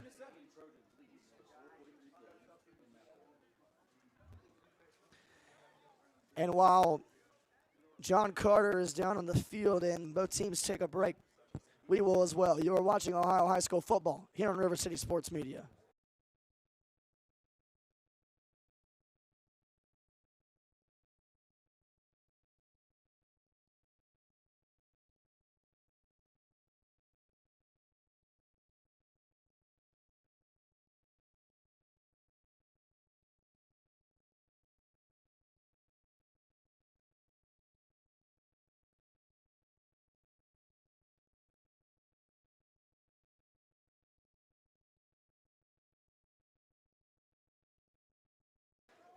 As Jonathan Carter walks off the field with the help of his two coaches, hopefully he is okay, but he is going out at least walking in some sort of way.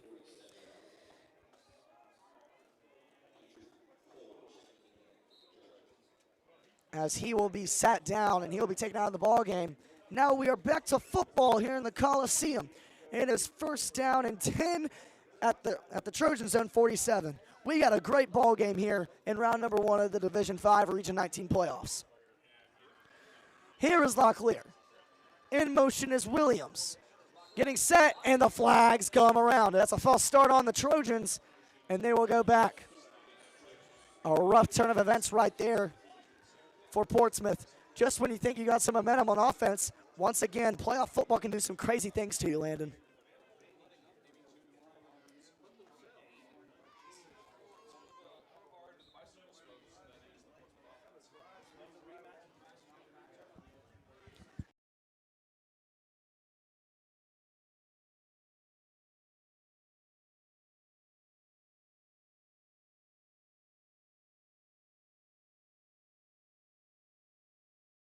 And here is Locklear. He takes a snap, and it's going to be a handoff to Pocious. Pocious to the outside. He evades a tackler, but he'll be brought down after an amazing play there by Gary Kemmerling, the senior. Kemmerling, fun fact about him, he was a 2024 All-Conference Honorable Mention. He's a senior this year, and he's done a very pleasant job. There you go, All-Conference Honorable Mention. And, you know, I just looked over to the clock, and there's only 3 minutes and 53 seconds left in this third quarter. This quarter's went by quick. Yeah, they definitely have some chew clock button on if we're talking about that, like college football, Landon. As Locklear is going to hand it off to Pocious again, but this time he's got a lot of aces around him, and it'll be brought down right where it came. An amazing play there. That is going to be Williams on the tackle.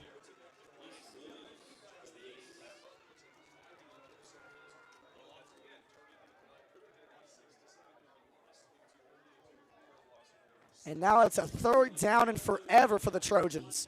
You got to chuck the ball deep here if you're Locklear. A huge third down and 15. Here is Locklear in an empty backfield. Locklear to the outside. He's going to have to chuck it. Running out of time. Locklear. Incomplete. An amazing pass breakup right there. It is the quarterback, Connor Madison, who made the play right there. Portsmouth fans are not happy. They call that they want a catch on that. But guess what? Until you make it to state, there's no video replay. Boys, what did you see right there?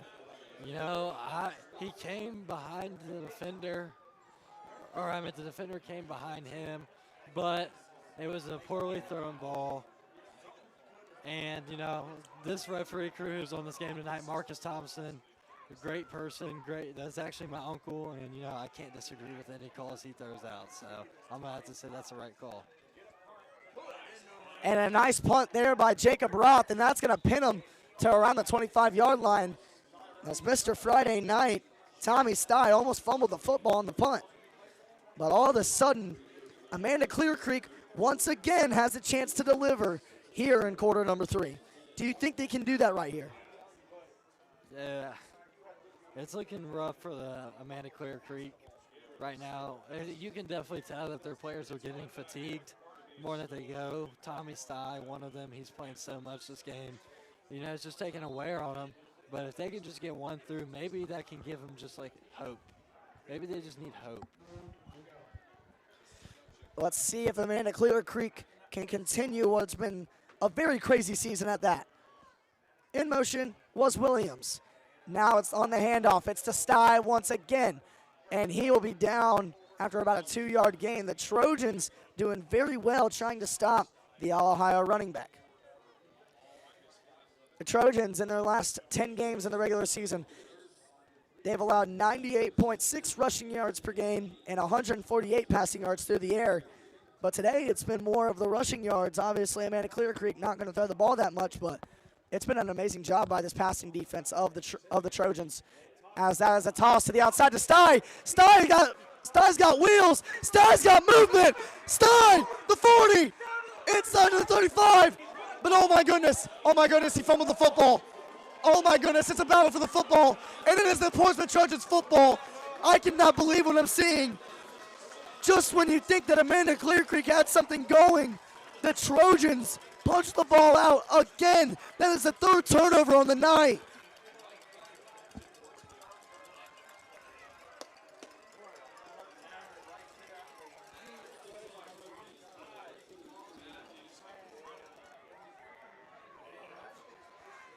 Wow, words cannot even describe to say how shocked that just happened. Tommy Stye fumbles the football on a breakaway. The Trojans have done an amazing job poking it out. And now on the handoff to Pocious, he runs over a man, but only gets about a yard or two. In this amazing defensive matchup, plays like that can change the whole game. And Tommy Stye, who has been amazing today. At the half, he had 76 yards and a touchdown. And now he fumbles the ball at a breakaway that could have changed the entire game. That is just heart-wrenching for Clearcreek. And now it is a 2nd down and 8.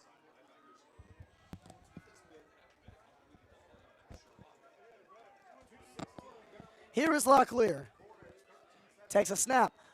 And it's going to be an option to Locklear. Locklear breaks a tackle, but down after that.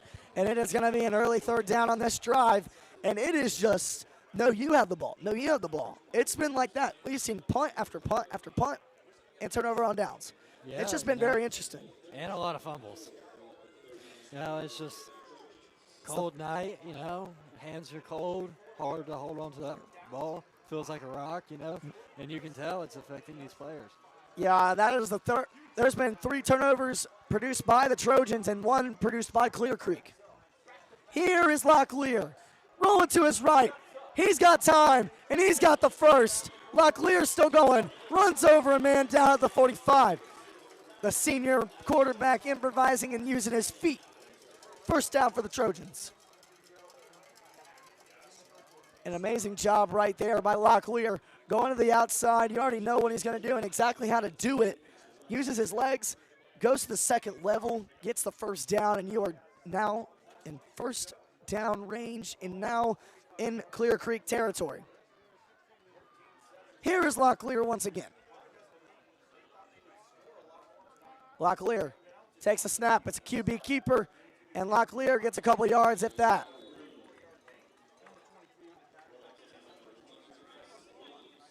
As it looks like John Carter is also out there, as I've just noticed. The left tackle, one of the heart and souls of this offensive line for Portsmouth, back out there. That's a big difference for them.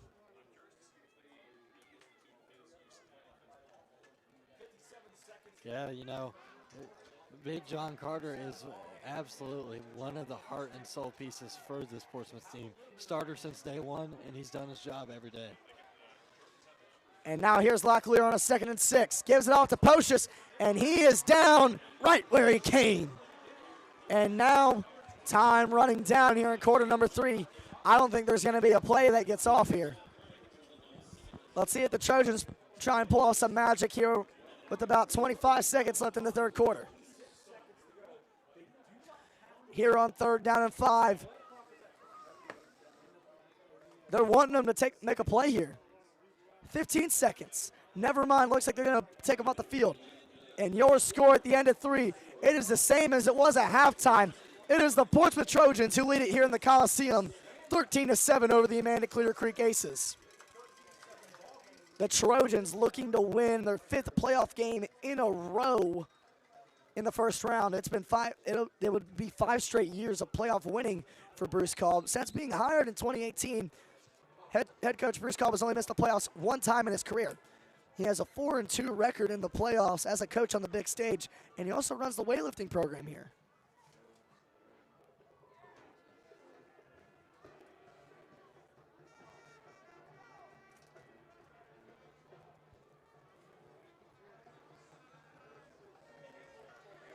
And then when you look at Amanda Clearcreek, like we talked about, 364 days ago, Amanda Clearcreek got beat on this exact field at this exact time. They lost that game 35-16. This one looks a little bit different, Landon. More of a defensive matchup here tonight, and it's just been an instant classic, in my opinion. The last time the Aces actually won a playoff game, not counting home games as well, was on October 30th, 2021, versus Minford in a 31-6 win in front of the home fans. So it's still been a while, regardless of whether it's on the road or at home. Yeah. One's just a little bit longer than the other. The last time Amanda Clearcreek won a playoff game on the road was 18 years ago, 11 months and 2 weeks. Yeah. I wasn't even born yet. Yeah. You know, it's tough. Especially, it seems like they struggle at away games. And now here's Locklear on the option. Flags fly down, but he has got the first. Let's see if this play, and it's going to be a holding most likely, I would say, on the offensive line of Portsmouth. Let's see what the official calls. And it is most definitely holding. This one is going back for the Trojans. As Wesley Runyon, the senior, is the culprit on that call. And just like that, the Trojans, just when you think they have the momentum, once again, they now have to come back from that. Yeah, you know, it's going to be a tougher play for them. And, you know, it's a 3rd and 15 now. You got to throw it. Yep. From their own logo, it's a 3rd down and 15. Locklear in the backfield by himself. Braxton Carr, the lone man, knew Locklear's right. Here is Locklear. He takes a snap, drops back, looking, chucks it for Carr. He's got it! Lightning strikes, touchdown, Portsmouth. Braxton Carr, baby. His first catch of the night, and it is a touchdown. Wow. For the Trojans. It is electric here in Portsmouth. Oh my goodness. Braxton Carr put it into the end zone. Wham it in a circle. Get in, Braxton Carr. Wow. What a job well done right there by Portsmouth. On a 3rd down and 15, they wake up a little bit, and all of a sudden, and Jacob Ross' extra point is up, and it's no good. This score will stay right where it is. It is 19-7. Portsmouth has a chance now to shut them down right here on this drive, get the ball back, put up more points, and pretty much seal this game. We would like to thank our sponsors. Dave's Gutter Done. Brace Yourself Orthodontics. the Scioto River, and the UPS store. We'd like to thank all of our sponsors as they let us cover all the local high school sports in the area. What a game we have here, boys. This has been phenomenal. We've seen everything. We've seen big plays. We've seen defense. And now in a 19-7 ball game, Amanda Clearcreek would have a chance to make it a one-score game. Amanda Clearcreek's offense has been very much struggling as they've been able to stop Tommy Stye when they needed to. But Tommy Stye on that last drive broke away for about a 40-yard run, then fumbled the football. Tommy Stye. I don't know on what night Tommy Stye would fumble a football. He's the star of this team. I really would never expected that. You can tell that the cold weather might be getting to him tonight. And now we are back to football here in the Coliseum. Here is Roth. He'll kick it away, an absolute rocket. And it's going to be a dead ball. I think it was a false start. Yeah, I saw it too. That is going to be a false start. And Amanda Clearcreek will now get to try it again.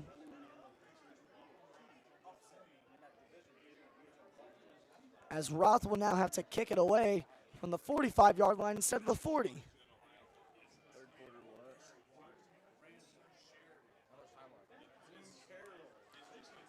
And here is Jacob Roth. After the little bit of a false start on that kick, here we go. Seven Nation Army playing once again.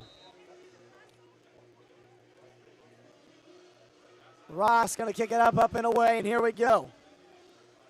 That'll be down at around the 20, but here on the recovery, it looks like it's Carter Madison. Madison not going down easy. He'll get it on around the 30.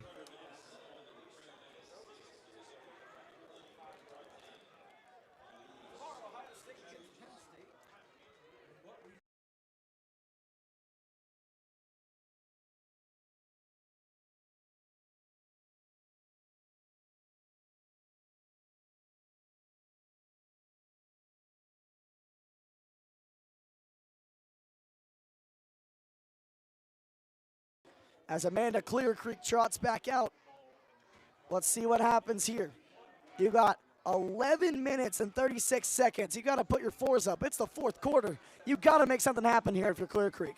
Here is Stye on the outside, and he'll be down right where he came. He can't make anything happen there. And it has just been Portsmouth's defense that has been the show of the night against Amanda Clearcreek.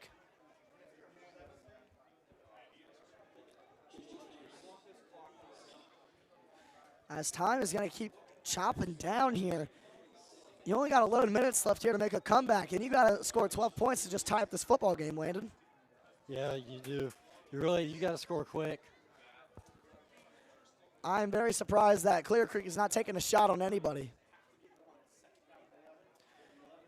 Here is Madison to the outside of Stye motioning.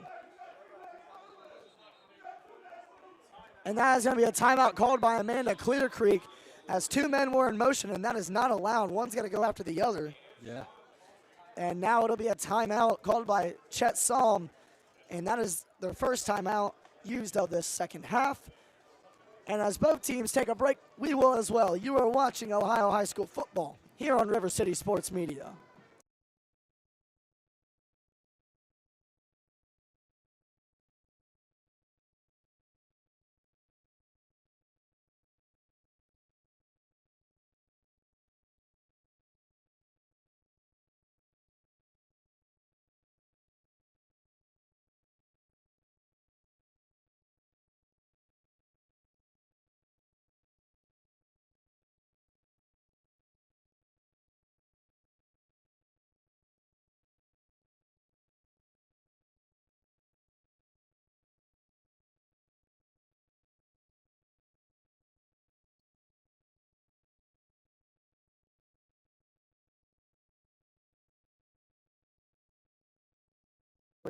And now in motion here, trying to make something happen, trying to get creative. Silas Hoffman is down right where he came.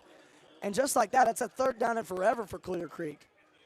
This has just been rough. Ever since that first drive that Amanda Clearcreek had, they have had nothing going their way, Landon.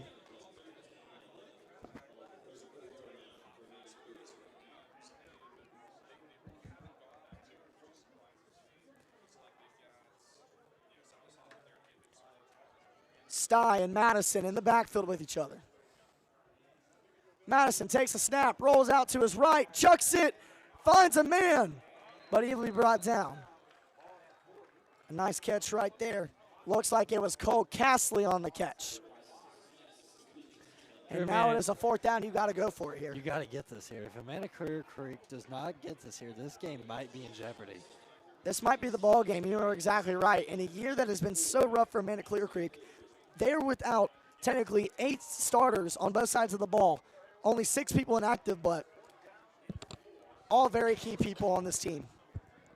So this has been a rough season for Amanda Clearcreek, but you have a chance with 10 minutes left to turn this around, but you don't got time to waste.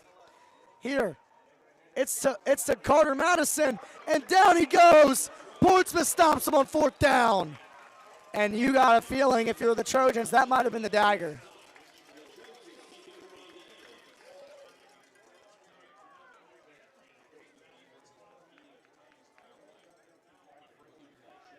Wow. An amazing job. Well done right there by P-Town's defense.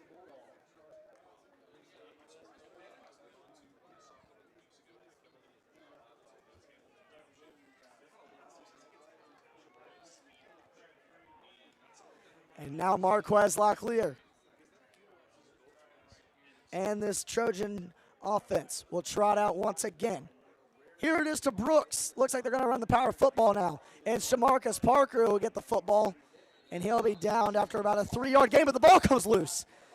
But never mind, it is going to stay right where it is. That is very unfortunate. Tommy Stye had a hand on the football, but play was already blown dead. Right there, that could have been huge for Amanda Clearcreek.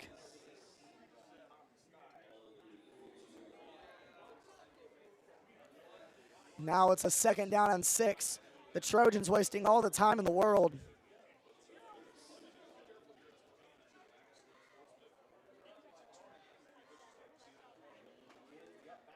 Here is Locklear.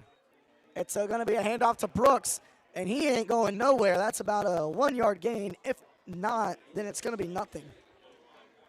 It is now 3rd down and 6 for the Trojans. Trying to chew as much time off the clock as you can here, but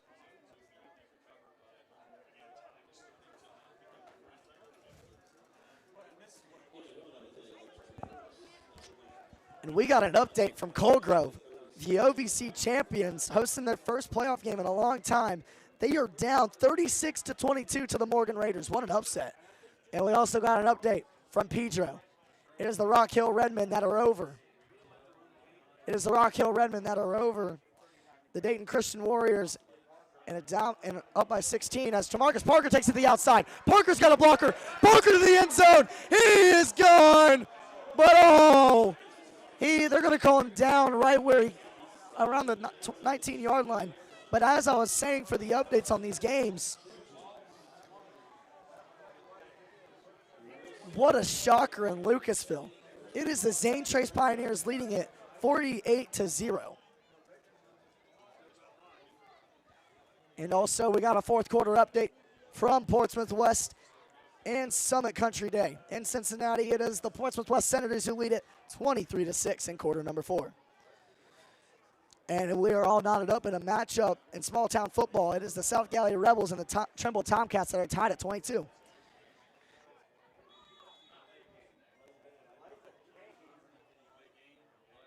As that's also going to be a delay of game on the Trojans while we were talking. That's a 5-yard loss, and you cannot do that.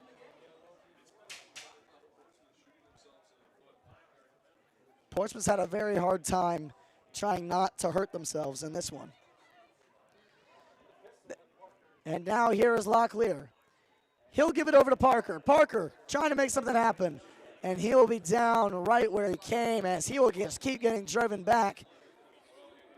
About 8 minutes left in this ball game, and you can kind of have this feeling that Portsmouth's going to walk out of here with a W. Yeah, I would have to totally agree with you.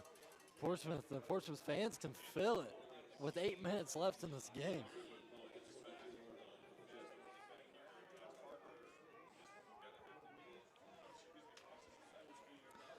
And now on a 2nd down and 13, It'll be a stacked set for Locklear. An extra big man out there as well. It might be 2 extra big men. And here's Locklear. He's going to chuck it for Skurlock. And swatted away by Castley. A big play prevented right there by the senior corner. I like that Portsmouth's taking shots on these 3rd down and longs. And now you got a 4th down incoming. A nice stop there by Amanda Clearcreek.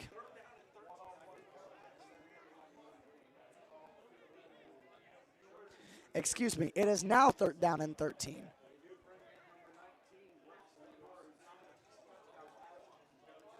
As here comes Locklear, ready to get the call from his coach. Everybody looking at Coach Polson, and they are going to call a timeout. And the Trojans are going to take a break here. That is their 2nd timeout of the half. And while both teams take a break, we will thank our sponsors. Brace Yourself Orthodontics, Dave's Gutter Done, the Scioto River, and the UPS store. We'd like to thank all of our sponsors here on River City Sports Media for giving us the opportunity to call high school sports. We'd also like to thank the complex once again.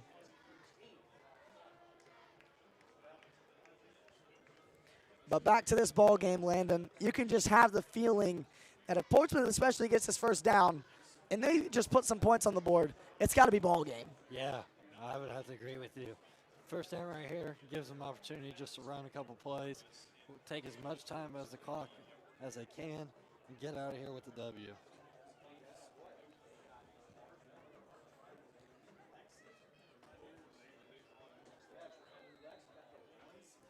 And here is Locklear in the backfield by himself. 3 receivers to the left, 1 receiver to the right. He's going to chuck it up for Skurlock. He's got it. Touchdown, Trojans. That's got to be the dagger. Leland Skurlock puts it in the heart of the Aces. And the Trojans are running away with it here in front of the home crowd. What a performance in the 2nd half by the Trojans. 25-7 is the score. And now Jacob Roth will come out to kick it away.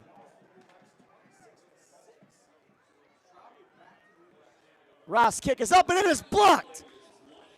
And that is the 2nd PAT in a row that Jacob Roth has missed. And it is 25-7, an advantage of the Trojans. Another deep shot on 3rd down. Clearcreek has just been having a rough time executing on 3rd down and long. And they're playing defense. Now Amanda Clearcreek will get the ball right back, looking to put some points on the board and try and give themselves a chance to get themselves back into this football game.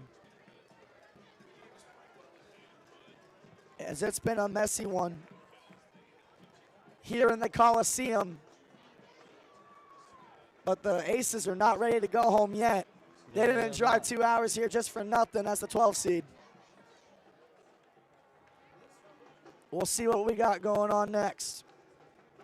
As Jacob Roth trotting out after missing another PAT, he will kick it up and away. The winner of this game will of course, go on to play number 4 seeded Barnesville in this matchup.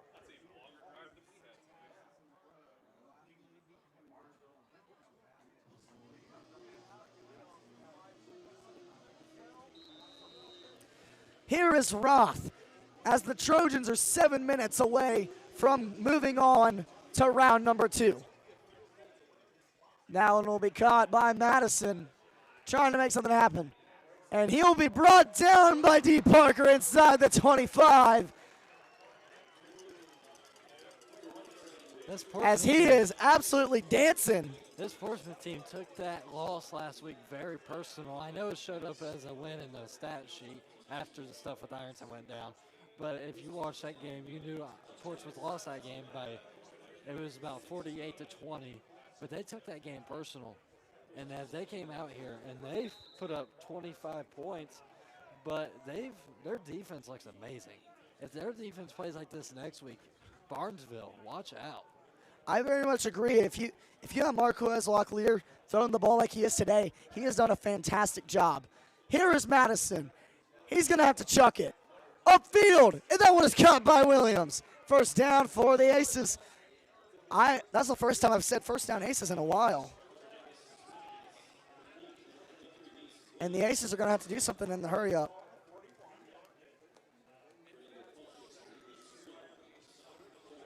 But they are not hurrying up. They're going in the huddle. You got 7 minutes left. Clear Creek's got to go here.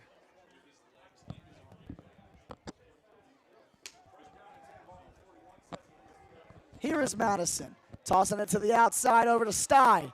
He'll be down right where he came. Sty's just not getting any blocks up the field. And when he did have a block, he got the ball punched out. It's just been an unfortunate turn of events for Clear Creek. Yeah, I would have to totally agree with you there on that one.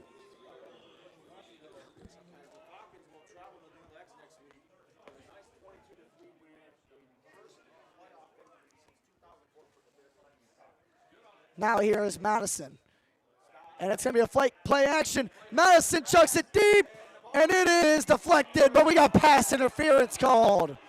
Fernando Pochis not happy with that one. But that'll get Clear Creek down the field. That is what they needed. A good 15 yards right there.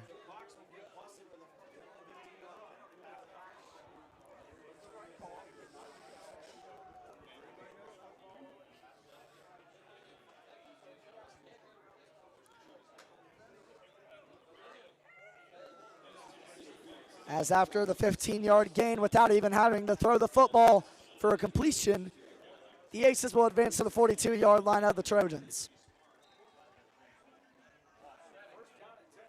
Here's a first down and 10.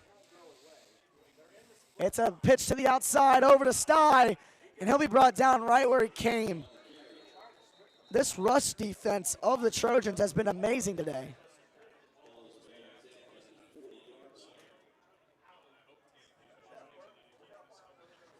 Well, now 6 minutes and counting left on this clock. You got to do something here. 5 minutes left, and Amanda Clear Creek is taking their time. I do not understand this, Landon. Yeah, I would have to totally agree. You know, you got to throw it down the field. Yeah, you really do. But, you know, time's wasting. And that's going to be a timeout used by Amanda Clear Creek. They only got one timeout left. And this just goes to show how frustrating this performance has been by Amanda Clear Creek. Ever since that first quarter, it just seemed like it's been all Portsmouth.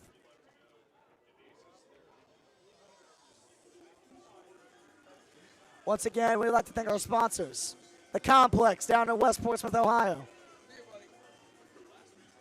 Dave's Got Her Done. Brace Yourself Orthodontics.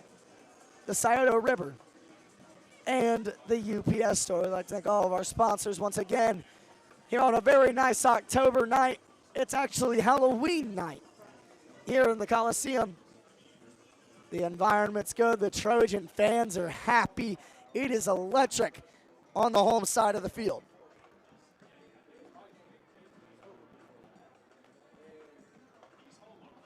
From Malachi Roselle and River City Sports Media, it has been an honor to bring round one of the playoffs in Division 5, Region 19 to you. From your couch or wherever you are, whether you're on the road, it's been a fun one to watch. Whether you're in the Coliseum or not here at all, it's been a great game to call here tonight, and I'm very excited and very grateful for it. Here in this 25-7 lead for Portsmouth, they'll look to stop them here on 2nd down and 8. Here is Madison. Madison takes a snap. It's going to be a play action. Rolls out to his right, chucks it, and that one is just low. Williams was wide open, and they could not find him.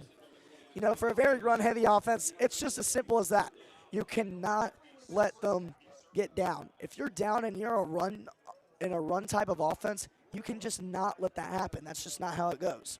You can't expect to run the ball in the last 5 minutes of the game when you're down by more than 2 scores.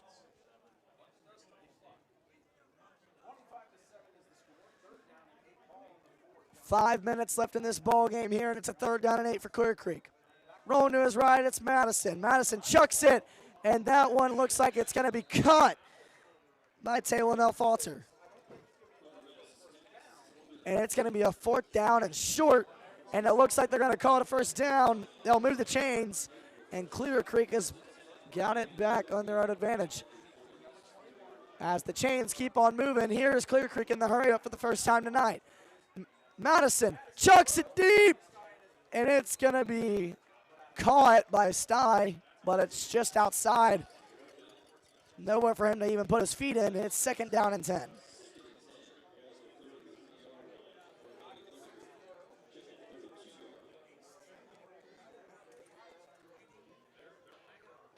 And now Clearcreek trying to make something happen here. You got all the time in the world now due to the clock being stopped. You got 5 minutes left. Landon, do you think this comeback is possible? Honestly, Malcolm, I'm going to keep it honest with you. I think the fat lady's starting to sing. Thank you, Landon. Just wanted your opinion on that. And that's going to be a play action. Chucking it deep. And it's almost intercepted. Madison left that ball way too long up in the air. And then this October cold, if you don't absolutely zip it in there, you know it's not going to get caught. 3rd down and 10 for the Clearcreek Aces.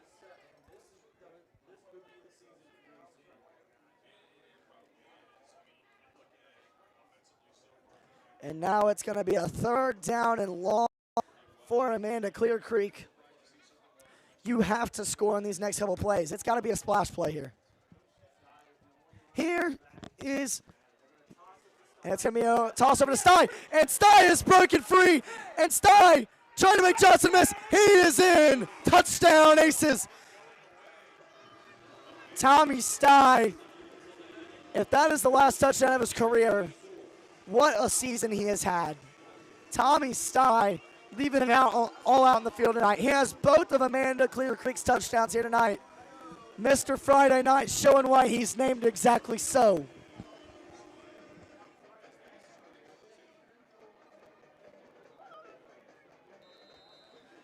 And now the Aces are going to go for it here on Halloween night.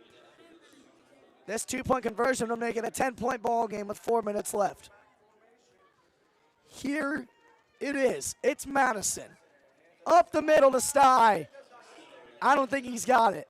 And he does not. And the score will stay right where it is at 25-13.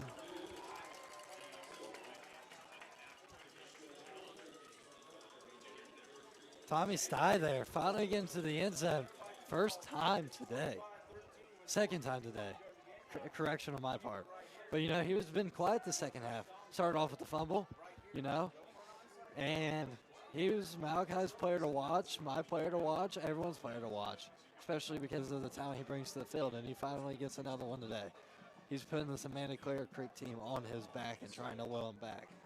He's really done everything he can, Landon, and he's had 2 touchdowns. I mean, for the offensive line depth that they do have left here at Amanda Clearcreek, you know, they've done pretty solid. But Stye with an amazing run right there, and he took to the house. You know, he's a guy that's got a lot of speed, and there's a reason why he has all the accolades that he has.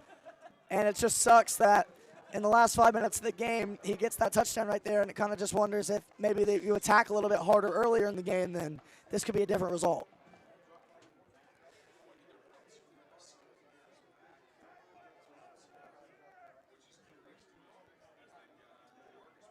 But here comes Hayden Dunn out to kick it away.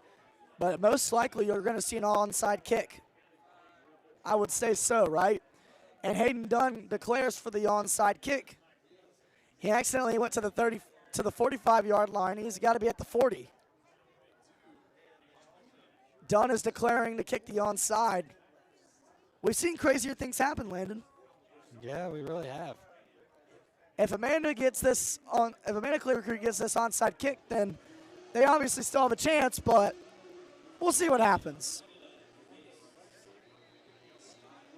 Here is Dunn, trying not to make his senior season end here tonight. It's an onside kick, and that one is up and recovered by the Aces. It's recovered by the Aces, and that is a legal onside kick. That is retrieved by the Aces, and it is not over yet. But wait a second, there's a flag. Oh, no.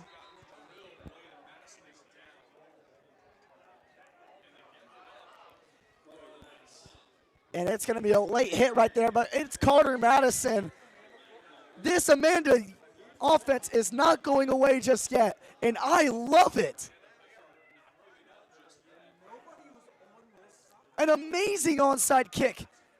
Dunn was set up to kick to the right side of the field, and then he kicks it to the left side of the field, completely catches him off guard, and the quarterback, Carden Madison, puts his body on the line and made sure to retrieve the onside kick. And that's also going to be a penalty for the late hit, and that is going to be 15 yards. Amanda Clearcreek is inside the 35-yard line.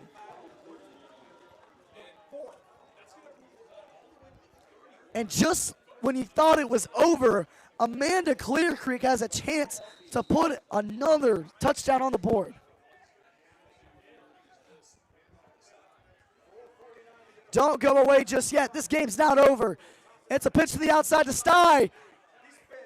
And he'll be down at around the 29, 28-yard line after a gain right there. And you got to remember, time is still not your friend. Regardless if you score this touchdown, you still got to get another stop. And that would mean another onside kick if you score a touchdown here. Here is Madison, geared up and ready to go. Rolling out to his right, and that one is incomplete. Trying to catch Cole Castley, but the senior could not reel it in off a rough pass by Madison, and it's a 3rd down and 7.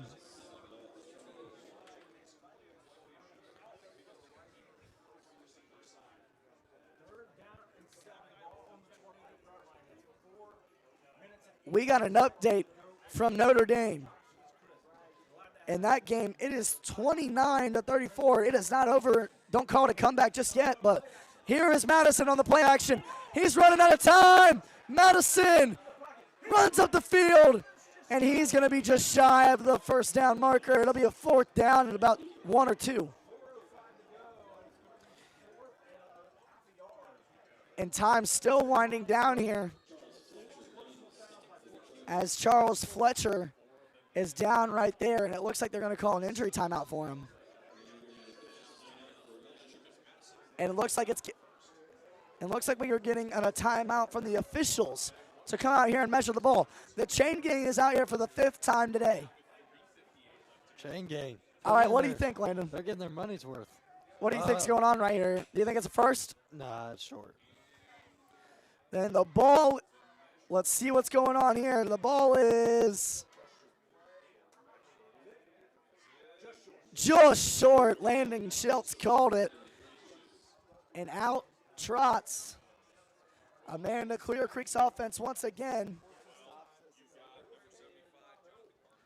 And you got to think if Portsmouth gets a stop here, it's pretty much over, but an amazing onside kick recovery right there.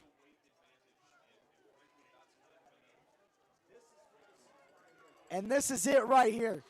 If Amanda Clearcreek gets this, they get to live another set of downs. But if they don't get it right here, they will be going home. The season of the Aces relies in the hands of Madison, Hoffman, and Sty. Here's the play. It's a pitch to the outside. Brooks has got him down. That's your ball game. Trevin Brooks seals it. But we still got 4 minutes left. But you got to think, time is running down here in the Coliseum. And that's your ball game, folks.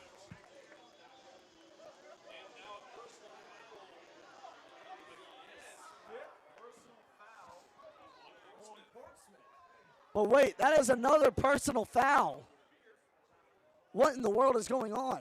Does that mean it's Amanda Clearcreek ball? I don't know. But it's a call on the Trojans. Does this give Amanda Clearcreek the ball back? There's no way. After the play. Due to it being after the play, it is a dead ball flag, which means Portsmouth will still get the ball back, but another foul right there.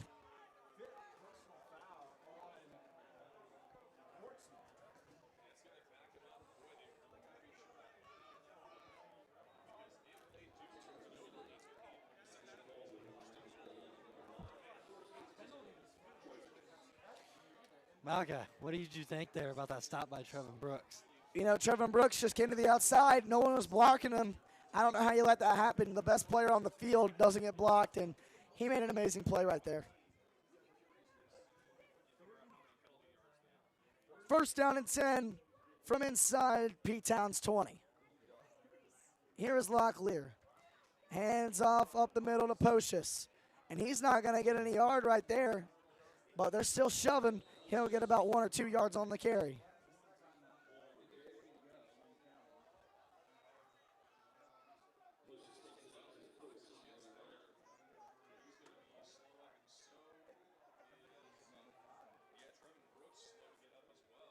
And it looks like Trevin Brooks having a hard time getting up. Hopefully he is okay.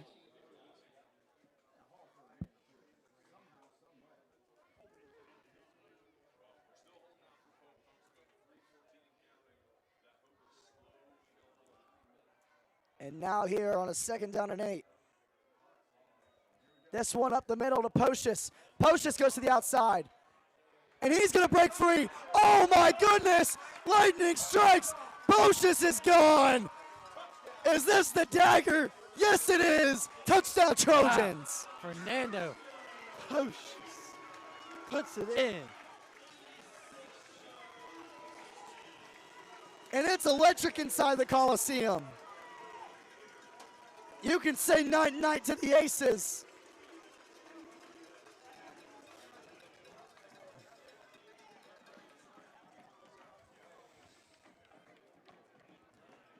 Wow. 2 minutes and 51 seconds left here.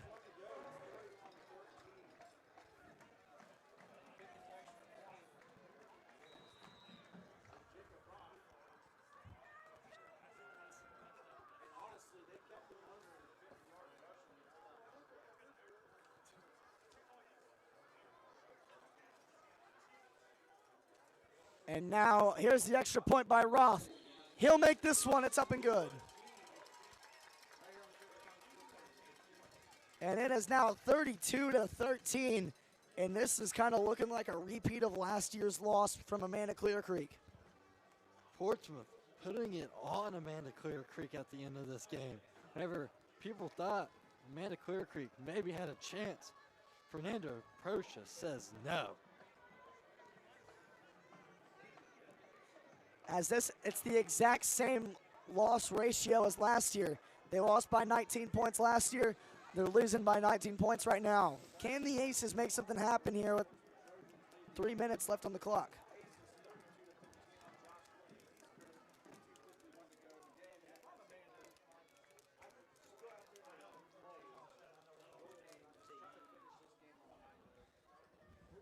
As Amanda's return team comes out, ready to rock.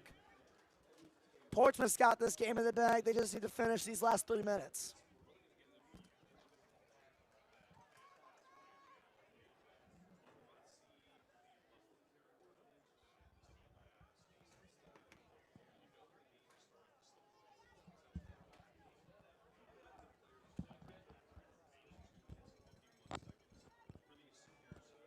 Here is Jacob Roth.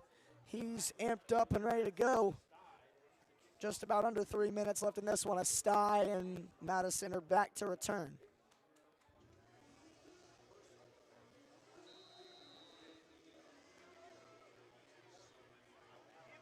Here is Roth. He's going to kick it over to Madison. He'll get it at about the 15. Madison trying to make something happen. He'll be brought down by D. Parker and an army of Trojans at around the 25-yard line. Now trotting out for most likely the last time in their careers. Tommy Sty trying to make one last drive memorable.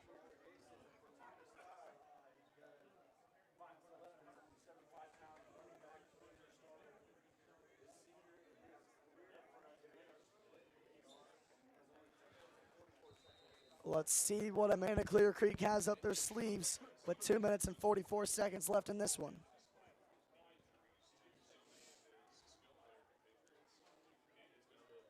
Madison pitches it to the outside over to the senior back. Sty breaking free, will be down at around the 31.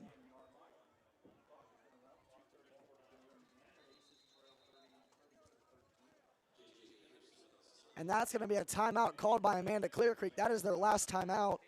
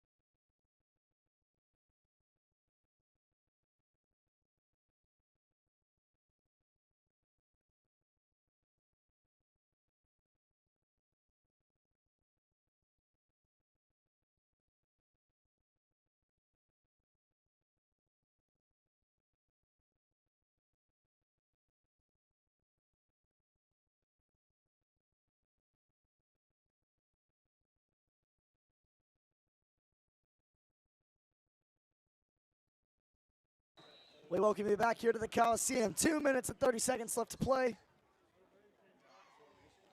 Next one tossed to the outside over to Sty. Trying to make something happen, and he's just going to fall down. Oh, and flags are flying everywhere. That's another personal foul on the Trojans. That's a 6-1 on the game.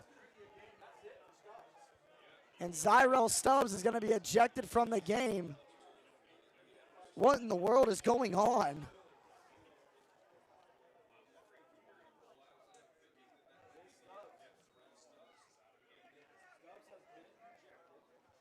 Stubbs has been ejected from the game, and it's another costly ejection for the Trojans. They just cannot keep the attitudes under control.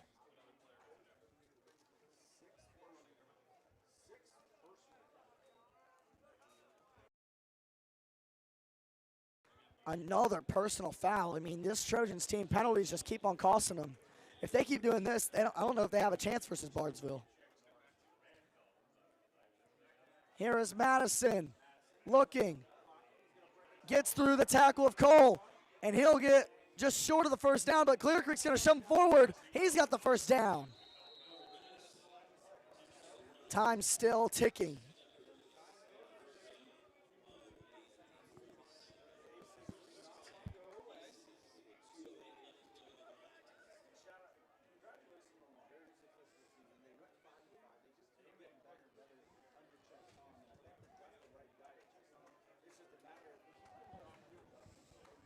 Amanda Clearcreek season coming down to these final moments. Here is Madison looking, trying to chuck something up. Madison does a spin move, but John Carter is all over him. It's a big old sackaroonie for the Trojans.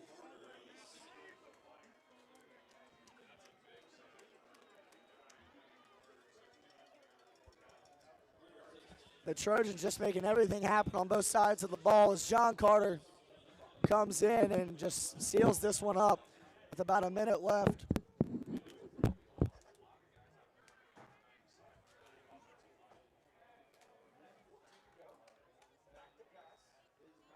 Here is Madison. He chucks it up. That one is caught by the senior wide receiver, Cole Castley.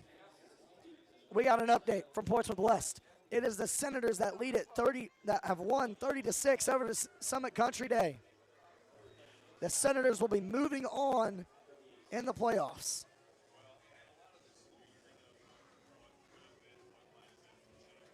And it's the final seconds of this ball game here. 40 seconds and counting. Pitch to the outside, over to Sty. Sty is brought down. It is going to come down to a 4th down and 6. This is the season for Amanda Clearcreek.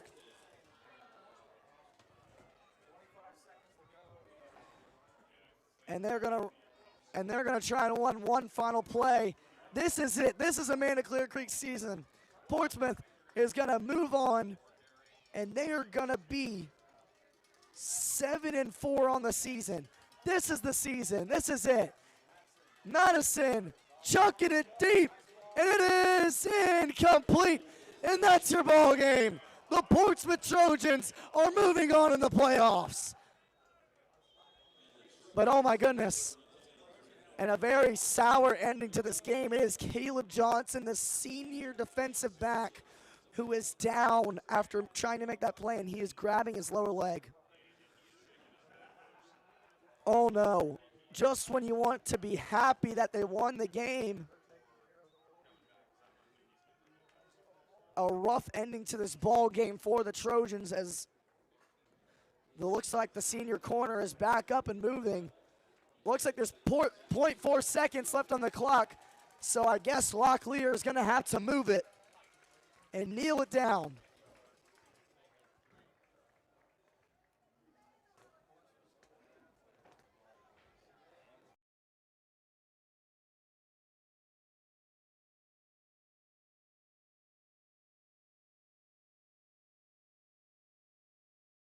And here is Locklear. He'll kneel it down. That's your ball game. The Portsmouth Trojans are moving on to round number 2. They ain't done yet, folks. From barely getting into the playoffs, thanks to Ironton in that forfeit win, Now it is the Portsmouth Trojans that are moving on to round number 2. They will play at Barnesville next week at 7 p.m. to try and move on to the regional semifinal. Wow. What a win here tonight for the Trojans. A very impressive night.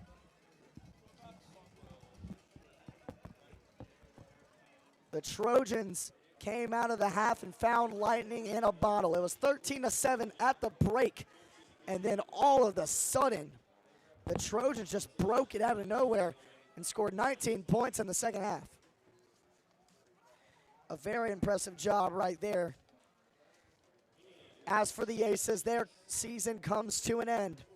They'll end the season at 5-6. As they will be graduating mainly seniors Tommy Stye, All-Ohio mention, who tore his ACL in week 5, Bodie Martin. Kicker, also a senior, Hayden Dunn. Cole Castley, wide receiver. And then on the defensive side, it's just been rough for Amanda Clearcreek this season. So many injuries, 6 inactive players, a lot of them starting on both sides of the ball. And that just kind of sums up Amanda Clearcreek's season right there. But as for the Trojans, they will be moving on. They have their 5th straight season with a round 1 playoff victory. Bruce Kolb is now 5-2 in his career in the playoffs. But as for Chet Salm and this squad, they are still without a playoff win in his 3 years tenured as the coach. It's a struggling bus here tonight, as Amanda Clearcreek will have the two-hour bus ride back home as their season comes to an end. But it is the Trojans that will move on to the second round, as they will match up with number 4 seeded Barnesville. But I believe that is going to do it for our coverage here tonight. From Malachi Roselle and River City Sports Media, we would like to thank you for letting us cover all of your high school sports this football season, and we greatly appreciate it. From Malachi Roselle and River City Sports Media, we are signing off. Thanks for watching.